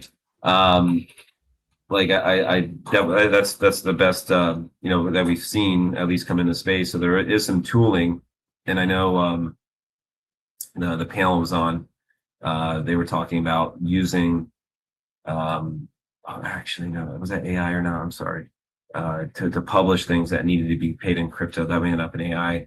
But like, yeah, I mean, I always thought like, and I'm not sure how realistic or not realistic it is, but like once AI becomes sentient, they're going to use cryptocurrencies. I think that's that's probably like the best use case for crypto with AI at the moment that I can see, because they're not going to get approved for bank accounts and things of that nature. They're going to hop on, get their hands on some crypto, and create their own inner economies, you know, using permissionless payments. But like in today's world, but yeah, if you guys have any other insights you see on using crypto and AI together, that's probably like that's probably a huge moment if that does happen. And I'm not sure if that's even the sentient ability of AI is even there, but that would certainly be their form of payment method, I'm sure. I'm not too worried about sentient AI at this point. I mean, similar to quantum, like it could happen, but maybe it never does. And probably the current tech isn't there. Like there's still at least one fundamental leap sort of missing. It was interesting. I was watching a clip from The Matrix today, and there's that bit where Morpheus is explaining the Matrix to Neo after he's actually in it and he's like tried it and his hair is different and whatever. And then he says like, the humans gave birth to AI, and then Neo's like, wow, you're talking about artificial intelligence? And then Morpheus says, yes, a singular consciousness that spawned a whole race of machines. And it's just funny because now in hindsight, I mean, this is like 25 years later. The Matrix came out in 99, so 27 years later. But at that time, like AI was this unknown phrase, and now it's this thing that everybody will be like, yeah, duh, AI. And also the complete opposite, which is that people are used to AI now meaning artificial intelligence in a non-sentient sense rather than a sentient sense. So it's kind of a completely different thing. I think a lot of 15-year-olds are going to be confused watching like The Matrix for the first time with that scene. They're going to be like, wait, what? but yeah, it's just, it's always good to hop on the use cases, and if we can find something, a real market in to make crypto, super widespread and not just a speculative asset, which is used most of the time, which we know. Again, I'm not saying that obviously it has great use cases, but to get the public to move, I think it's in like the title of your podcast. Like I really think, and if we're not in the political section, I can wait off for this. No, go for it. I'm going to be cutting the political section, like whatever you want to drop. I just want to I really if I have like a thesis or how I see the world playing out over the next 20 or so years, with all this work we're doing, and is that I feel like the United States being a global reserve currency, going on about 80 some odd years in, if you look at the very essence why we were even selected, is because we had a sound money principle and having a gold standard at the time, and like just watching the abuse of that take place, and then is I think a non-sovereign asset that is money, which certainly gold was, but it had a custodial nature that needed was the end of it. So I really think with the $40 trillion plus of debt, geopolitical tensions on a high rise, like this party's not going to go on forever. And I don't know what's the exact moment of the breaking point. Again, it's probably the next 20 years is probable. And just overall cycles, at least if you look at like the British pound had the reserve currency for a century, the Dutch had it for a century. I think that century mark is where governments typically become too abusive, too authoritative. They overstep their bounds too much, and they lose that privilege, and they through destruction of their economies. And I just really think the world would be sane to have a non-sovereign asset as the solution. And I think we are preparing ourselves to become that. So that's not like a tomorrow thing, which everyone wants in anything in life, and certainly with their cryptocurrency, they hold a lot of. That is, and then we can certainly try to innovate and find other market sectors, but that is the overwhelming moment where we view money very different. We will view fiat money as like an archaic thing that we used to do, that was so stupid. And like the technology, like we talked about AI being in that video of 25 years ago. Holy crap, we had this technology for 25 years, this crypto technology, and now we're finally using it. That would be well, again, I think we keep on trying as many inroads as possible, so it's as familiar to people as possible. They'll accept it at that time, and even large government figures. That is probably the moment we live in a better world. Which when the United States took over, it became a better world after. And to take the next step forward for humanity, that would be my prediction. Well, 80 to 100 years makes sense to me, because that's a similar time frame to like 3 to 5 human generations, right? Which is where they say like the grandparents make the money, the parents preserve it, and then the children waste it, right? Because the grandparents are in like they have to pick themselves up by their bootstraps or whatever. They, somebody makes a lot of money, and then their kids, they pass it down to them, and they also teach them those lessons, and their kids can see, oh, okay, my parents learned all this and they started with nothing and blah, blah, blah. But then by the time it gets to the grandkids, the grandparents' old stories or whatever is so far back in the past, they don't really kind of care as much. And then the message has been diluted through their parents, so they don't have as much hard contact with this is how the money was actually made and preserved. And so then they get a bit entitled, they like spend all the money, right? It's kind of the same thing, like with, oh, we got the global reserve currency because of how well we were doing at the time. But then, a generation passes and it's kind of like, well, that was how it was then, but now it's a little bit different. And then another generation or two passes and then it's kind of like, oh, obviously, duh, like we can just abuse it. And then that cycles back around to it all falling apart and a new competitor takes over who's a bit hungrier, right? Yeah, and I can just tell you, it's so like odd that we have the privilege to like the United States government brings in about $4 trillion of income tax a year, and like the political ability to control your politicians or to hold them accountable when they spend like $7+ trillion of in excess of that 4 trillion they get is just like there's no political liability into it. Like the whole system's broken, and it's just like, I think I saw on one of the slides here, we talk about the straits, but like that's like a huge power move to say to come through here, we're not going to take dollars anymore, we're going to take this currency or that currency.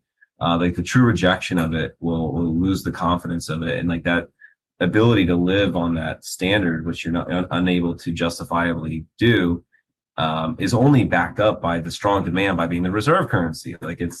And like how long will the world put up with it? How long will our own voter base in the United States, for example, be okay with like these people just going off, spending off, all this money they don't have, and someone's going to eventually have to pay that bill. And it's going to be crypto. So to be ahead of it, at least you could say, having access to crypto now is going to allow you to be ahead of the curve and paying attention to which ones are likely to win, coming to bliss and helping. You can be a part of it, and that's probably my current thesis of crypto. But I'm certainly hoping if we can save the system, which these people don't want the system saved because they love the privilege of being able to not be held, politically accountable by any means, is really hard to take those people over, and they'll throw you in jail, they'll kill you, they'll do whatever they can to preserve this artificial state we live in. Yeah, indeed. I mean, I don't know if you want to quickly touch on as well just the general trend. I think this whole Strait of Hormuz thing is really quite interesting because Iran have rumored to be, I don't know that it's ever been 100% completely confirmed, or maybe it has been and I just haven't seen it, but they're accepting the BTC and USDT payments. I mean, the USDT part is in a way kind of a joke because it's like, we're not, screw the US, we're going to use USDT, like it's in the name as much as it's a captured and controlled project as well too. But anyway, apparently then there's also been people who have somehow scammed these ships. Somebody like paid some crypto to try and get their ship through, but they didn't pay it to the official Iranian people. They paid it to somebody else. They got scammed. So the world is just a crazy place when you think about it. But like you said, the overwhelming sense of like KYC is all clamping down and more. Like we've seen that with Discord. We're seeing that onto AI models as well at the moment. And even now the BTC people have been waking up. The BTC conference is on today or tomorrow or something. And there's people being like, wait, why is Kash Patel like a top billed speaker? Why are all these guys like who run the government out? I mean, of course, that's been a trend that's been happening over time. Trump spoke there, etc. But they're just starting to realize, like, wait, we're going to our BTC conference to hear from the government why our coin is no longer a threat. Like even that, because even before, for the most part, like these politicians that were speaking at BTC conferences, they were like kind of like the incoming anti-establishment. So people were like kind of keen to like, okay, these guys are going to allow freedom and things to take place. But now like Kash Patel, like everyone hates this guy. They see how corrupt he is. And now he's like, now that they're the establishment and they are just as bad as the last guys we had, I think that that's a real stain on the BTC conference, and certainly not going to at least capture the anti-establishment crowd, which I think, again, like I said earlier, like the like getting into that space of really, having the bigger, like, non-crypto anti-establishment people speaking positively about us is probably great marketing, because that's where we sit in the system. Yeah, but Patel, that's pretty laughable right now. Okay, so speaking of our lost BTC cousins, we've had an amazing turn of events this week. Paul Stortz, the Drive Chains inventor and longtime naive BTC small blocker, has announced his new upcoming chain split. He calls it a hard fork, but he means a chain split. I don't know why these guys still can't get this right after 18 years of Bitcoin. But anyway, whatever. So he's going to split the BTC chain in August and give all BTC on-chain holders what he calls eCash, which is going to be a SHA-256 mined chain with a one-time hard fork difficulty back down to minimum. So people will just start mining on their GPUs, or that's the idea. And then it will, I guess, escalate to ASICs if there's enough market value to justify it, which there probably won't be. He's launching with 7 attached drive chains and has been quite, how do you say, flagrant in the fact that he looked up the eCash name and found that it was the cryptocurrency number 162, and he decided, nah, this project's kind of trash and not worth much. So he acquired the ecash.com domain and has pointed out the fact that there are, of course, also other projects called eCash, like Fetty Mints and the original David Chaum's eCash. And so he's just kind of like, screw you guys to Amori and the eCash community. We're going to be eCash now, which is creating conflict. And maybe that's his intent, like marketing among them. Probably, I mean, a lot of this, I've got to say, I'm so bearish on this project. Like, I can't imagine doing more things worse, basically. But he wants to do 10x smaller BTC blocks. So he's going to go from 1 megabyte down to a tenth of a megabyte, 100 kilobytes base, which can be up to 400, 400, 0.4 instead of 4 megabytes for a with the SegWit Taproot inscriptions envelope, whatever. He still has SegWit, still has Taproot. He's not adding any extra opcodes or doing anything at all, although he said he's open to that in the future. They're not adding replay protection, so the split is just going to be an absolute mess for every business that he tries to get involved, and loses, users losing their coins, accidentally sending their BTC off into the void. Like, it's just like everything about this is just a mess. But on top of all of that, he has decided that half of Satoshi's coins will be, quote unquote, reassigned to early investors. He's sold blocks of coins at $21 and $33 to insider influencers, basically to fund his whole project. So along with everything else, having a brand name clash and all these bad ideas in terms of how to implement it, he's also starting off with straight confiscation of the coins, essentially to enrich himself and his buddies. It's absolutely insane to watch. His justification and reasoning is, well, we've got to fund the chain somehow, which is true. But also, if you're starting it as a self-interested grift, then that right there just destroys your legitimacy and credibility. He somehow found he said on a podcast, he's got at least 2.5 million that he's managed to raise by selling off these early coins in this chain that doesn't exist yet, stolen from Satoshi. I mean, I don't think Satoshi is bothered, and of course it's fine for anyone to create a BTC or a BCH or any other split and do whatever they want with any of the coins. Like, that's fine. That's just the free market. But I think he's already been widely criticized for this choice, and I think he's gonna find a very tough time convincing people to join up when this founding premise is, we can just steal your coins in the future if you're not part of our insider group. It's kind of crazy. Although it is quite ironic that he's now beefing with Amori about it, where Amori basically had the same reasoning. It was, let's add a dev tax because I'm the devs and I need funding. And then he's salty about Paul doing the same thing, which is, I need funding. Let's grab some of Satoshi's stack that's sitting around unused. So that's kind of a summary of affairs. How do you feel about this one?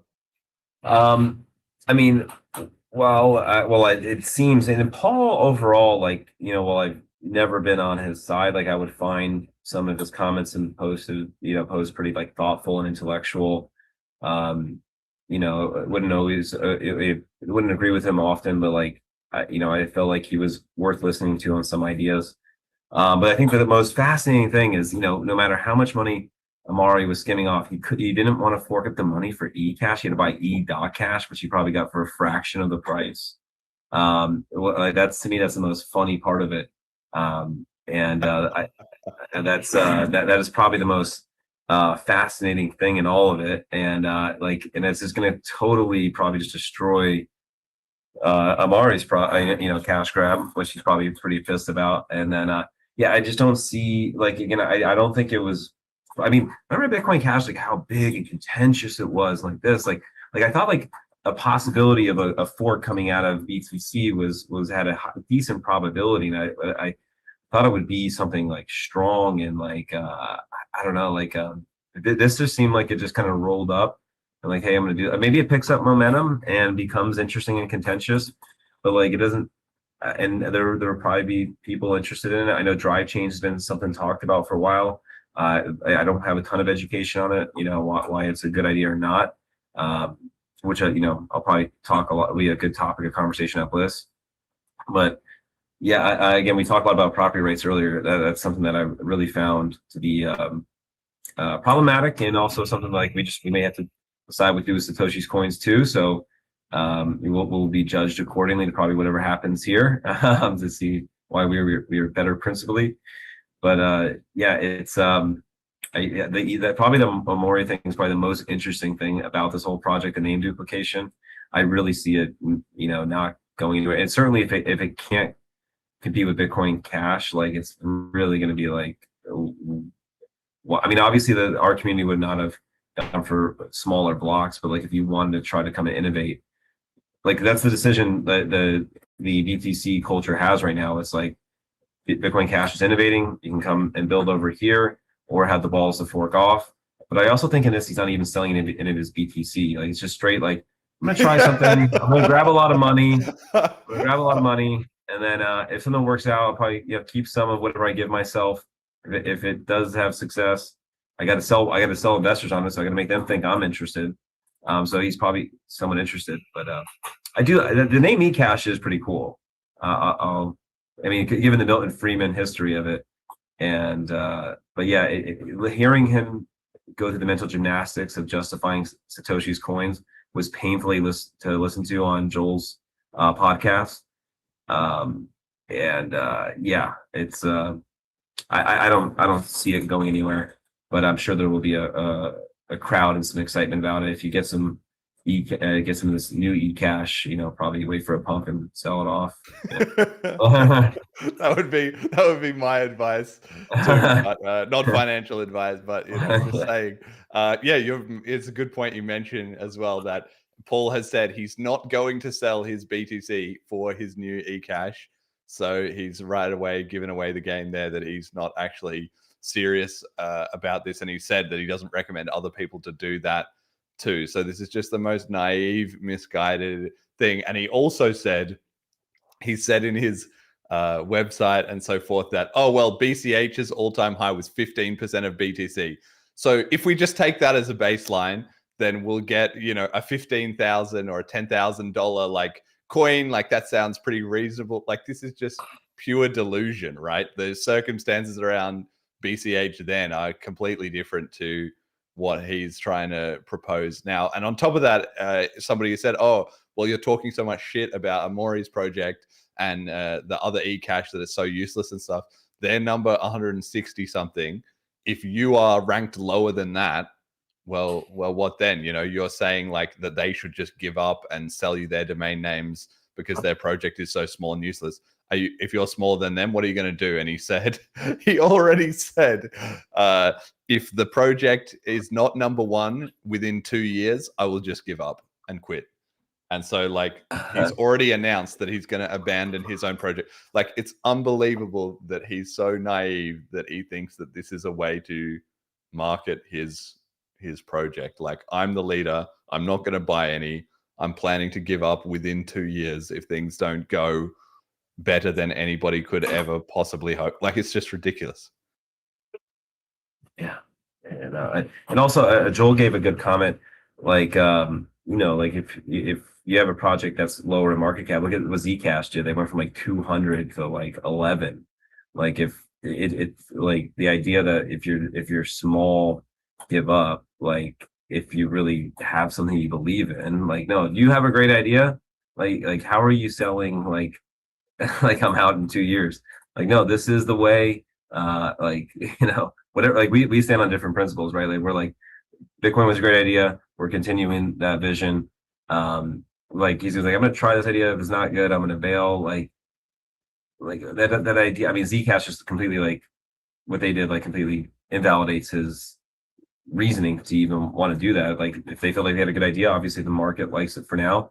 If you have good technology and a reason to exist, which I guess his big thing is drive chains. And I guess, I mean, what are your thoughts on drive chains? Well, I explained to him several years ago on the show, like whatever it was, 2 or 3 years ago on episode 89, that basically his whole idea of like, well, everybody can be happy and get along is a losing one, not because the idea itself is necessarily bad, but because it ignores all the hijacking and politics and everything like that. But even setting that aside, it's kind of like, you try and make everyone happy, you're going to make no one happy. His view is, well, if everybody could have exactly what they wanted on all these different drive chains, why wouldn't everybody just use it? And that's kind of like, well, if you have a Swiss Army knife and you added every possible tool in the world onto it, why wouldn't everybody buy that instead of a knife or a screwdriver or a hammer or whatever they needed? And it's just kind of like, because it's so cumbersome and involved, like, you need a tool to do something. So most of the time you just want that tool. And even when you don't just want that tool and you want like a multi-tool, still there's only 3 or 4 things on it. There's not 10,000 things. It's not like every possible kitchen implement is all attached onto one giant mega thing that you never, like, that's just nonsense. So yeah, I mean, for a number of other reasons, I don't like drive chains. And of course, exactly like I told him, if it was so great, why didn't he have any market proof? Why hasn't he really launched it? Why doesn't he launch it on BCH? All the tech's there. He can implement it. He can do whatever he wants. But it sounds like it's taken him another few years of meandering along, getting nowhere, to realize like, oh, we do actually need to launch this in production. And this is his answer finally. So I don't know, I'm not impressed. Yeah, it'll be interesting to watch the drive chain conversation. That's and that and eCash are the most interesting things. But is there? I mean, he's not. I mean, go back to like Roger Ver was like a huge person in the space. Like I think Paul's a respectable person in the space and has like 30,000 Twitter followers. Like Roger had like 1 million. Like, and also just like 8 years of people that.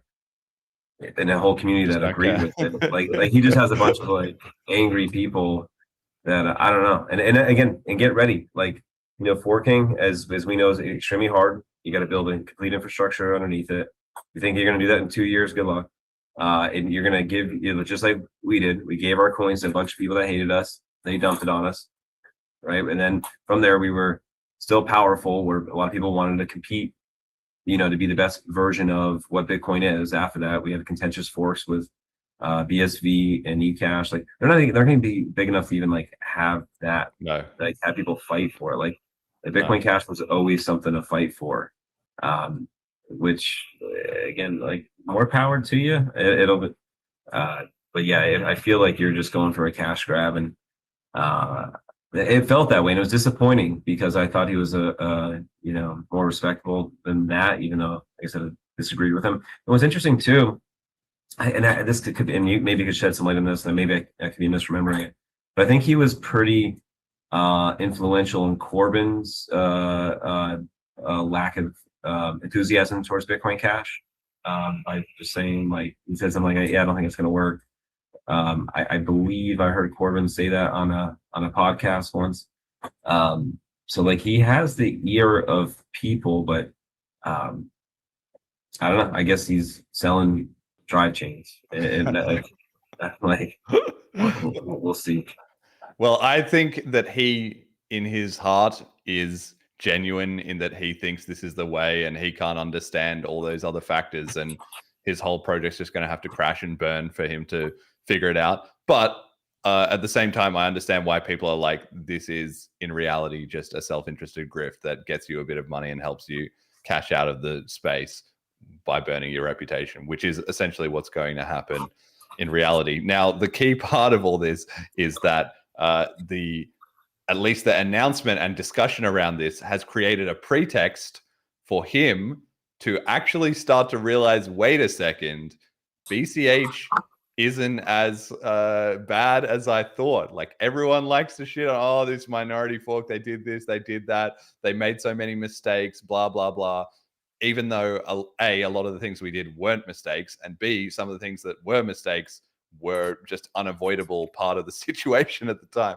But anyway, this whole scenario has caused him to start to reevaluate that maybe 9 years of BCH history and upgrades and resilience and getting through the dumped coins and everything is not something to dismiss so lightly. So we have a little clip from one of his interviews here where he is explaining to Isabel, Fox, and Duke that actually BCH got a lot right.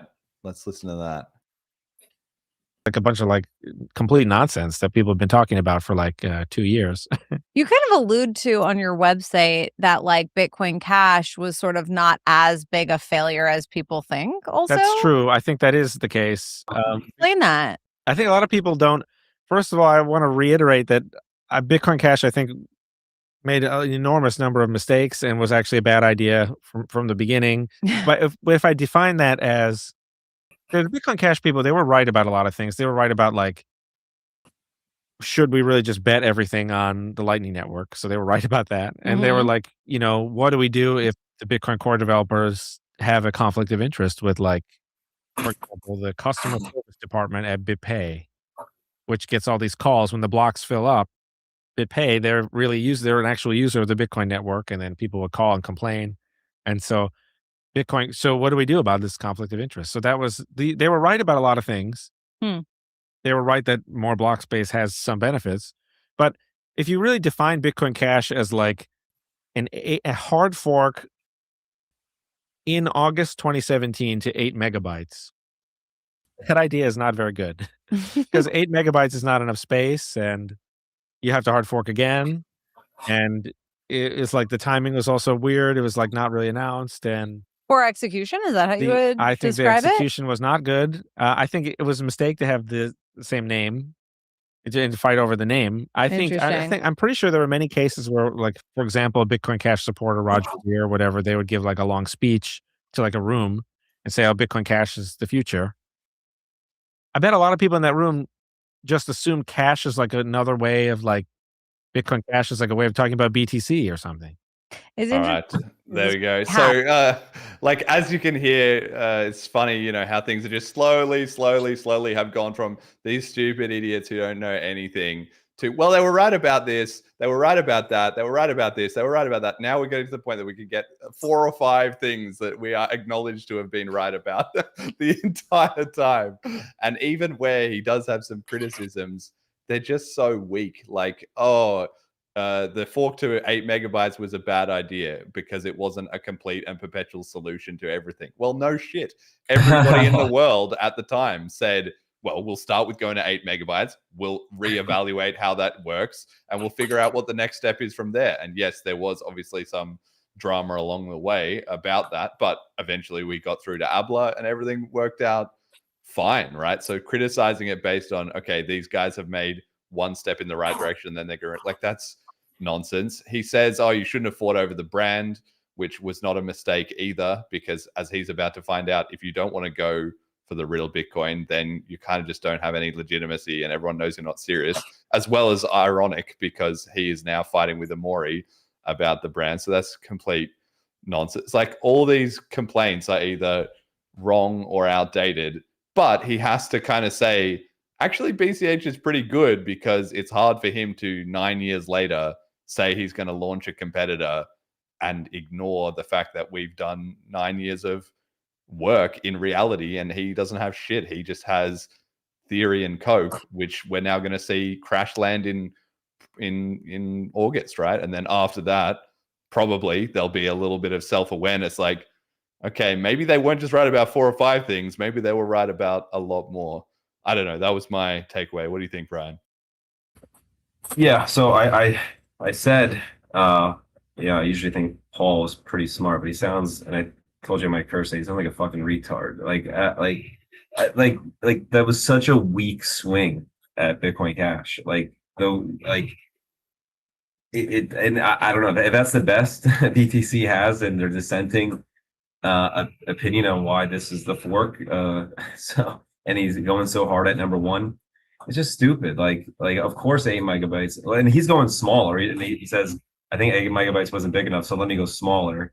Okay. And then secondly, like the name Bitcoin Cash has always been debatable, but like you're going for number one, we're going for number one, and we think the name's fucking important. Like what is Bitcoin? And I don't want so much of the conversation. I was like, it's immaterial at the end, but I think in the overall, when we do surpass BTC's hash rate, as they get unraveled in quantum computing and lost in whatever they're trying to do, and like it's like we will be Bitcoin, like so, or like I like the term, and it's will just be cash, like whatever you want to call it, people, it'll just be cash. It's just words, you know. Like the way we use money today, I'll give you $1, I'll give you this, that. We use sats now. Like it's just gonna be cash, whether it's through cryptography in the name of Bitcoin, or to me, it's incredibly uninteresting. He would have been a lot more if his point is to try to be interesting and innovative. Like, man, if you're watching this, if you're influential and you want to make a strong turn of history, like Bitcoin Cash is primed for everyone to come in, and you want to have notoriety, and like that's where I felt like the marketing was off with the Epstein thing. Is it's like, what a way to turn it over and say, you know, like, oh my God, we got this wrong. Like this is the time to double down here. The community, the grassroots took together, and we are primed for any candidates that want to come and help us build. But yeah, it's hugely disappointing. I didn't see that clip before that, but that is incredibly a bad take, just in general. Like, not even being a Bitcoin Cash fan, like you're gonna give us some flowers, but then criticize us that we didn't increase our blocks enough, and then you don't like that we want to compete for the Bitcoin name, for the brand awareness that we fucking built for 8 years before the split. You know, it's stupid. Okay, and yeah, I mean, this Isabel Foxer-Duke here is now sponsored by Layer 2 Labs, right? So she is probably, you know, I'm drawing a little bit of a leap here. There's no, I guess, hard evidence for this, but it's not that big of a leap that she has been part of this influencer, you know, slice of the new coins that are coming out, which is part of why she's doing this interview. She's in that boat. Who else is in that boat? Vlad Kostia. And who has he been spending all this time? Anything but BCH. He's been saying all the things that BCH has right, but not saying that BCH got them right, trying to dodge that admission at any possible stage. So we also have a clip of him talking about this, and he has also said that he's part of this initial stake. He's got money in there, etc., etc. So keep in mind that as we listen to this, this is his attempt to defend or to sell this eCash 2 project in comparison to BCH, and this is the best that he can manage. And I genuinely hope that it's gonna be a worthy competitor. And I do believe that eCash is more interesting than Bitcoin Cash. If it's gonna have the same market cap as Bitcoin Cash, right now Bitcoin Cash is at, I'm actually looking. So for the record, you mentioned BSV, it's 110 in the ranking of coins on the second page of CoinMarketCap. Bitcoin Cash is actually 13th in a world where, and I present this argument a lot, in a world where Bitcoin is winning, Bitcoin Cash would be also like below the top 100 ranking. Right now, Bitcoin Cash is bigger than Monero at $8.9 billion. And the price per coin is 445. So there is a market for this, and I do believe that ultimately eCash is more useful because it has the drive chains and the developers can build a lot of really cool stuff. At the same time, Bitcoin Cash has more of a network effect, has been on the market for 9 years now, and is listed on payments processors and exchanges and whatever. So there's a lot of work to do on this front. But technologically, and I like to think that I'm a technologist. I'm not much of an Austrian economist.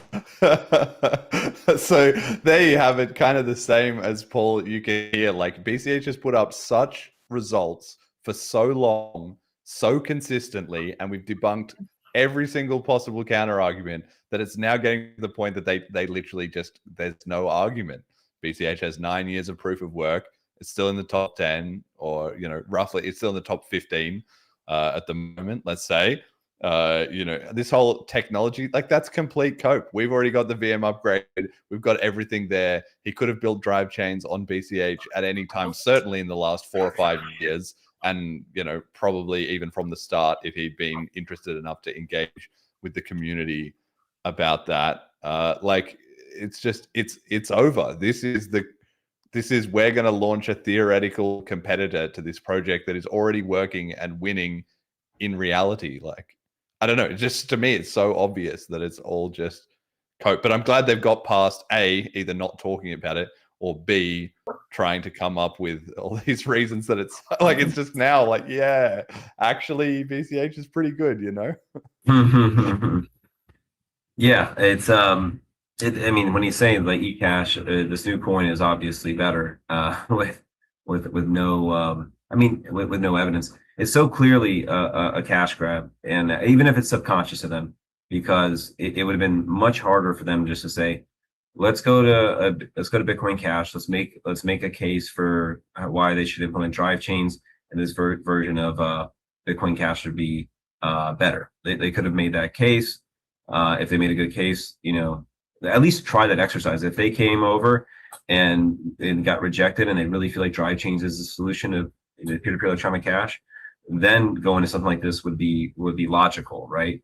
But rather than, it's much more lucrative to just create your own chain and create funding mechanisms for yourself, so you can grab millions of dollars and then put it in your pocket. Like, that would have been a logical series of events, right? To go to the potentially almost pretty much a top 10 coin with a large market cap, with brand awareness, with all those other things that we have, but we just probably aren't going to throw a bunch of cash at you right away, right? Like, you actually have to earn the cash along the way, rather than get the cash up front and then see if your idea works.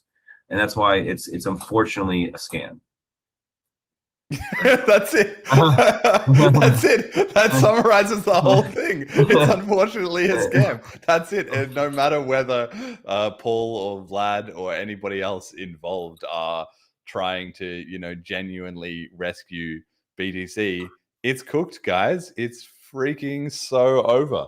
But the good news for us is that in crash landing this from now until August, they're going to just, like, we're looking so good by comparison. Now BCH is being discussed more and more on all these shows. Everybody has to admit those guys have been there. They've been doing the work. And also, like, this whole grabbing the Satoshi coins thing is so funny, because nobody's really talking about that so much when Paul is on these shows, but that also makes us look good. That's like, wait, the BCH guys didn't take any of Satoshi's coin. We didn't try and do any funny business. We just got dumped on. The community just face tanked it, worked through it, stuck to the principles, and we're here now free and clear. Nobody can say that BCH was, some scam. I mean, they did for many years, but there was never actually a basis to it, right? Everybody got their distribution in the chain split. Anybody who wanted to sell could do. That's all. Nobody has ever disputed that. That's all been very well. You can just check it on the blockchain, right? So from that point of view, the fact that people are now trying to do these alternatives just makes us look so good by comparison, because it really highlights the things that we did right. And it's the same also with the BIP 110 guys. They are still like, they're now in their 10th of 18 signaling periods or something like that, with a total of like 5 or 6 blocks over those periods. They are also coming up for August, getting split off the network and nobody cares what they're up to, or having some kind of crisis of faith, or trying to figure out whether they're going to do a chain split. They also just look like just incompetent mess. Like nobody, it seems in general, is taking their chances seriously of competing with BTC. So the more people try and fail to compete with BTC, the more impressive it makes us look, which we always were, but it takes, nobody thinks it's that impressive, doing anything until they watch somebody else try and go, okay, actually, maybe it wasn't that easy, right? Yeah, I stopped myself there when I was speaking because I thought that'd be a good clip, but yeah, it's just so you asked like where to get the funding and where to do that. It's unfortunate, and we could be strategic with the way, if we can get more money in and deploy our capital to usefully get our message out there. But it just seems like how do you, like, that's the only, like, if I guarantee if we have millions of dollars to throw at them and say, hey, come, to us, come and pitch us on drive chains, like, they would not. It's clearly that they see an opportunity to make some money, and then if their idea works, then it's great. Or but it's like, I think we should be like, that should be the strong message. Like did you even try to communicate with BCH when you were looking for an alternative to Bitcoin? And we got a lot of things right? Like you said it, like, we did a lot of good things. But like, if we're doing good things and we have all this other infrastructure of already access to all the major exchanges and companies and BitPay, and like, we're already broadly used and accepted, like, why didn't you come and help that? What was so not worthy of that? And if you can come to any other conclusion besides the ability to grab cash up front without having to deliver, that is the answer. Like, unless you can convince me otherwise, like, why is this? Because either they're incredibly naive to how challenging what they're going to try to do is to be successful, and they must have an army of people that are willing to go through hell and back to build it. For something you're willing to quit on in 2 years, you're kidding yourself. Yeah, that's it. They just are kidding themselves. But that's the thing, sometimes people have to learn themselves. And I think, yeah, anyway, for all the listeners, obviously you guys have been following this for a long time. You can go back and watch, if you weren't listening at the time, the episode I did with Paul Stortz, where I literally explained to him, I said, yeah, like, when though? We said that to him several times. Like, he was, oh yeah, we'll work our way into drive. I was like, when? And that was at least 2 years ago, maybe even 3, maybe even 4. I think it was maybe 3 and a bit years ago. And it was just kind of like, when are you actually going to pull the trigger on all your theoretical ideas, if they're so great, and find out if they work or not? And I was making that from a position of BCH is already running, everything's working, et cetera, et cetera. And now 3 years later, he's finally going to do it. He hasn't learned any of the lessons that he needed to. And also, BCH has only gained momentum in that time. He said, oh, if BCH goes up in the ranks, that would convince him, but he wouldn't say at what rank he would consider it legitimate and defect. At the time, BCH was rank 18. Today, it's rank 13, and it's been as high as rank 10. And he's still radio silence on why, BCH is not legitimate or whatever. So, yeah, just whether or not he's genuine, at the end of the day, it's just a cash grab. It's going to fail in disastrous fashion. We're going to look really good by comparison. And hopefully everybody watching can learn a few lessons that maybe starting a Bitcoin chain split is not so easy. There's a reason nobody's done it since we have. And the people who are going to try it potentially this year, maybe the Knots guys and maybe Paul, if he doesn't back out by August, are just going to have the world's worst time doing it. And that will just really slam the book shut on people's vague fantasies that they have that, oh, one day we can rescue BTC or we can just pivot the ship.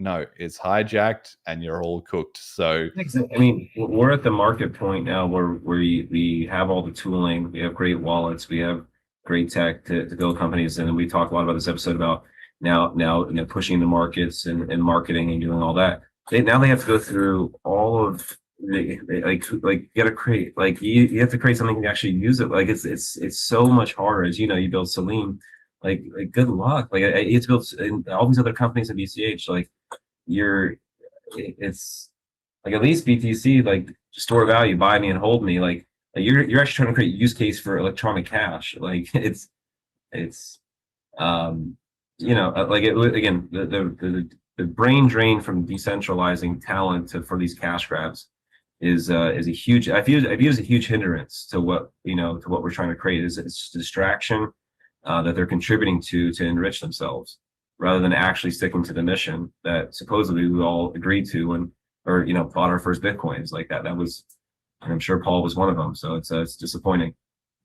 Yeah, it is disappointing. But anyway, like I said, they're making us look good by comparison. And although you said, like, do I want Paul to come and join up to BCH? Absolutely no chance. I want him to go down in a flaming wreck.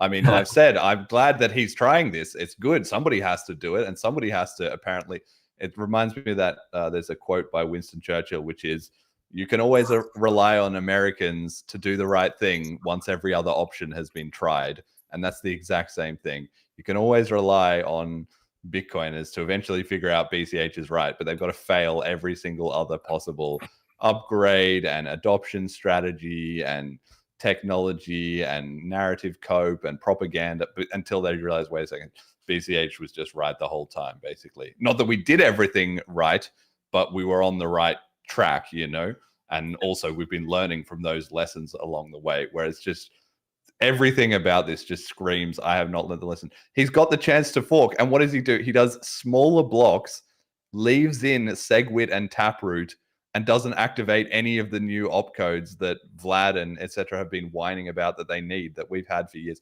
It's just so beyond comical. Anyway, that's well, just wait 2 years for him to fall out of the top 100. And won't take that long. Yeah. Then you might have to see him at a BCH conference. I'm happy. That's right, exactly. And I'm happy for him to come around to BCH after he blows up his own project and eats a bit of humble pie. And like, you can already hear it in that clip. Like, would he have said that 5 years ago? Like, even when he was on the show 3 years ago, he said, "Oh, okay, you guys are kind of right about Lightning Network." Now he's like, "Oh, you were right about Lightning Network, and you were right about the Bitcoin Core capture and conflict of interest, and you were right about whatever those other things he said was," right? So he's gone from, no, these big blocker guys don't really know what's going on, to admitting we were right about one thing, to now admitting we were right about 4 things. He needs to admit we were right about 15 things, and then let's hear from him, because I'd love to have him on the team, but we can't have diluted cope. We just cannot have it, and it's not going to help us. So sort that out, and then come talk to us. So I mean, because he just kind of hung out as like kind of an agitated BTC guy for years, right? Yeah, so like, it's spineless. And that's, those people did more damage than like the retarded maxis, excuse my language. But like the people that knew it was wrong, it essentially, if you look at it from the Epstein element, like you guys allowed that to happen, procured it, helped it, invested in it, told other people, try to help it, got all these people involved in this government psyop, when we were over here, sticking in the mission. Like the sense that that's not like the narrative at the moment. And eventually it'll happen, and we should try harder to get that out there. But like, those people did more damage than the ones that were just like belligerent, that actually had some intellectual capacity to talk about these topics, because they were probably convincing to people who actually believe in real Bitcoin principles, and at the moment Bitcoin Cash principles. Yeah, agree 100%. Okay, we got to wrap up in here in a minute, but we got message to the community. You know how it goes. What does the BCH community need to hear? I'll stick with my message on the Christmas episode, and I should probably do a better job of it. I think Jet does too, but privacy with the new upgrade from last year. seeing some real competitive tokens out there to Monero and even maybe Zano now and what they're doing to wrap coins. I think the privacy market, as people become more agitated in the system, and I know Electron Cash and I think it's Stack Wallet or some of the other wallets offer some good features. I would say users engage in those too. Selene, like build on that. That's where I'm at with BCH. I think once we really become a real, like, have good clout for privacy, that's the markets really seem to value it at the moment. With the rise of Zcash and Monero's up there, to make sure that we are not a question mark in that. Make sure that we should not be. We should be mixing those same conversations from a privacy perspective. I think that is that should be the focus for me. Yeah, and there will be more about that at Bliss, definitely. Okay, shout out to our FundMe contributors. We've still got a running FundMe for the podcast, which is, I think, about 75% or 80% done. The Selene FundMe is also about 80% done. So both of those campaigns, honestly, if you're looking to keep BCH moving forward and you want to just outsource some of the hard work, you could just send me some sats and I'll do it on your behalf. Would absolutely love to do that. So our FundMe contributors: Majumalu, Eyes on the Ball, Molecular, The Show We Love, at Cashdamp, Use BCH for the Win, So Mix a Bit, I Like Big Ints and I Cannot Lie, No Op, Celebrating the Devs, Emergent Reasons, Appreciate What You Do, Hope You'll Stay Grounded in Truth and Reality, Real Money for the World, Cash Dragon, Essential Work, Thanks, and it could be you if you donate at least 0.5 BCH to that FundMe campaign. And also take a look at the Selene stuff, because that's going to be a new frontier of adoption over the next year, but we can't do it without funding. Okay, our donators and patrons: Ricky, Kyle, and HP. Our sponsors: General Protocols. Check out bchbull.com. Start Guide, FAQ, and links are at bitcoincashpodcast.com. And if you want to laugh, go back and listen to me on episode 89 explaining to Paul Stortz that he's got to pull the trigger and do something. And here he is 3 years later doing it in all the wrong ways, while BCH has risen in the market cap that he was trying to dismiss it based on. Okay, final shout outs also come to Bliss, obviously Bliss.cash. The last few Laylas you can grab up there now, and we'll see you in Ljubljana in a little over 2 weeks. Final shout outs, Ryan. Man, I always want to shout out you guys. I mean, it's been 6 years. Like, that is incredible work. Jeremy and Jet, you guys hold it down. I love when we talk about a project and you like, do they have a podcast? Like, it's always like, no, BCH has a podcast. And even like, I get pretty hyped. Like, I texted a few buddies before the link to the show. Like, I'm on the Bitcoin Cash podcast today.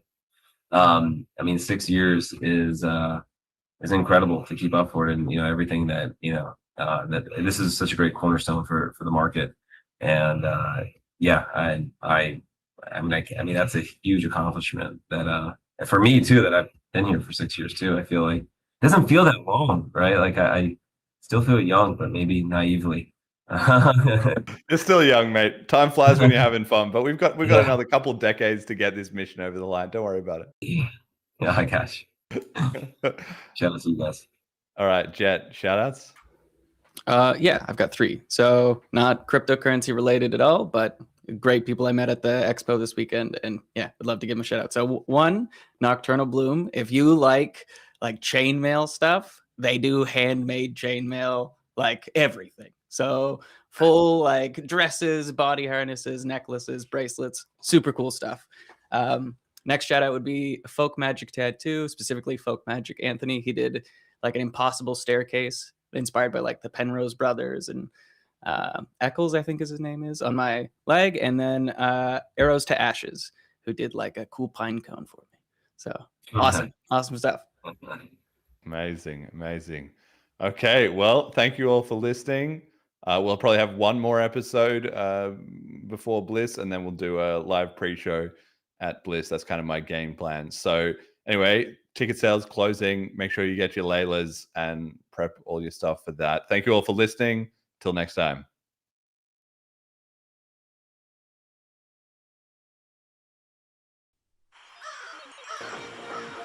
At 10, Donald Trump says the war with Iran was the last best chance to stop the country's regime. I'm honest with the name that was not spoken in last night's State of the Union message, Jeffrey Epstein. Got Bitcoin Court backed by MIT, and apparently, Larry, you will own nothing. Fake. 83 and strike. Bitcoin has been hijacked. There will be no real non-controlled currency in the world.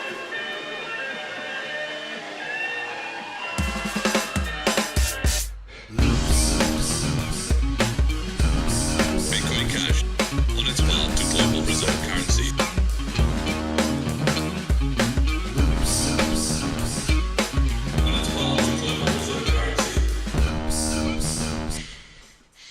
I waited years for this. I made myself so sick, waiting for Layla to come around. Hate hijacked freedom sound, but you can't keep a bad bitch down. Layla's looping back into town.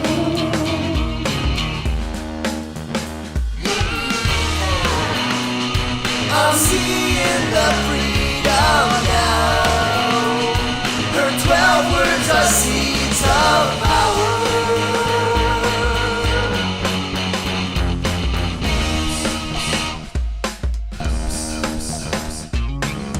Their toxic idols fly private jets in the bluest skies and watch us down below as we die. Suffering for sins that we never did commit. Turn around, pay your taxes to pedophiles. Fuck this. I'm seeing the freedom now. Her 12 words are seeds of power. They're coming from underground to uproot their world so sour. And let freedom ring. Let freedom ring. Here comes Layla, ain't she cool? Look at how she moves.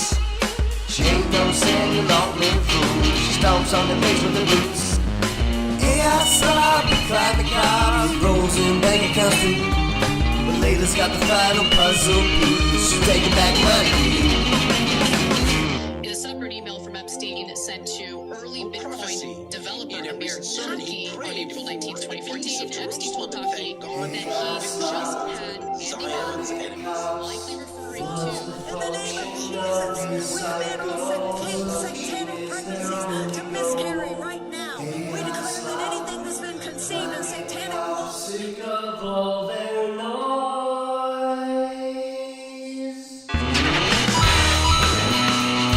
I'm seeing the freedom now. Her 12 words are seeds of power. When Layla comes back to town, their temples will fall.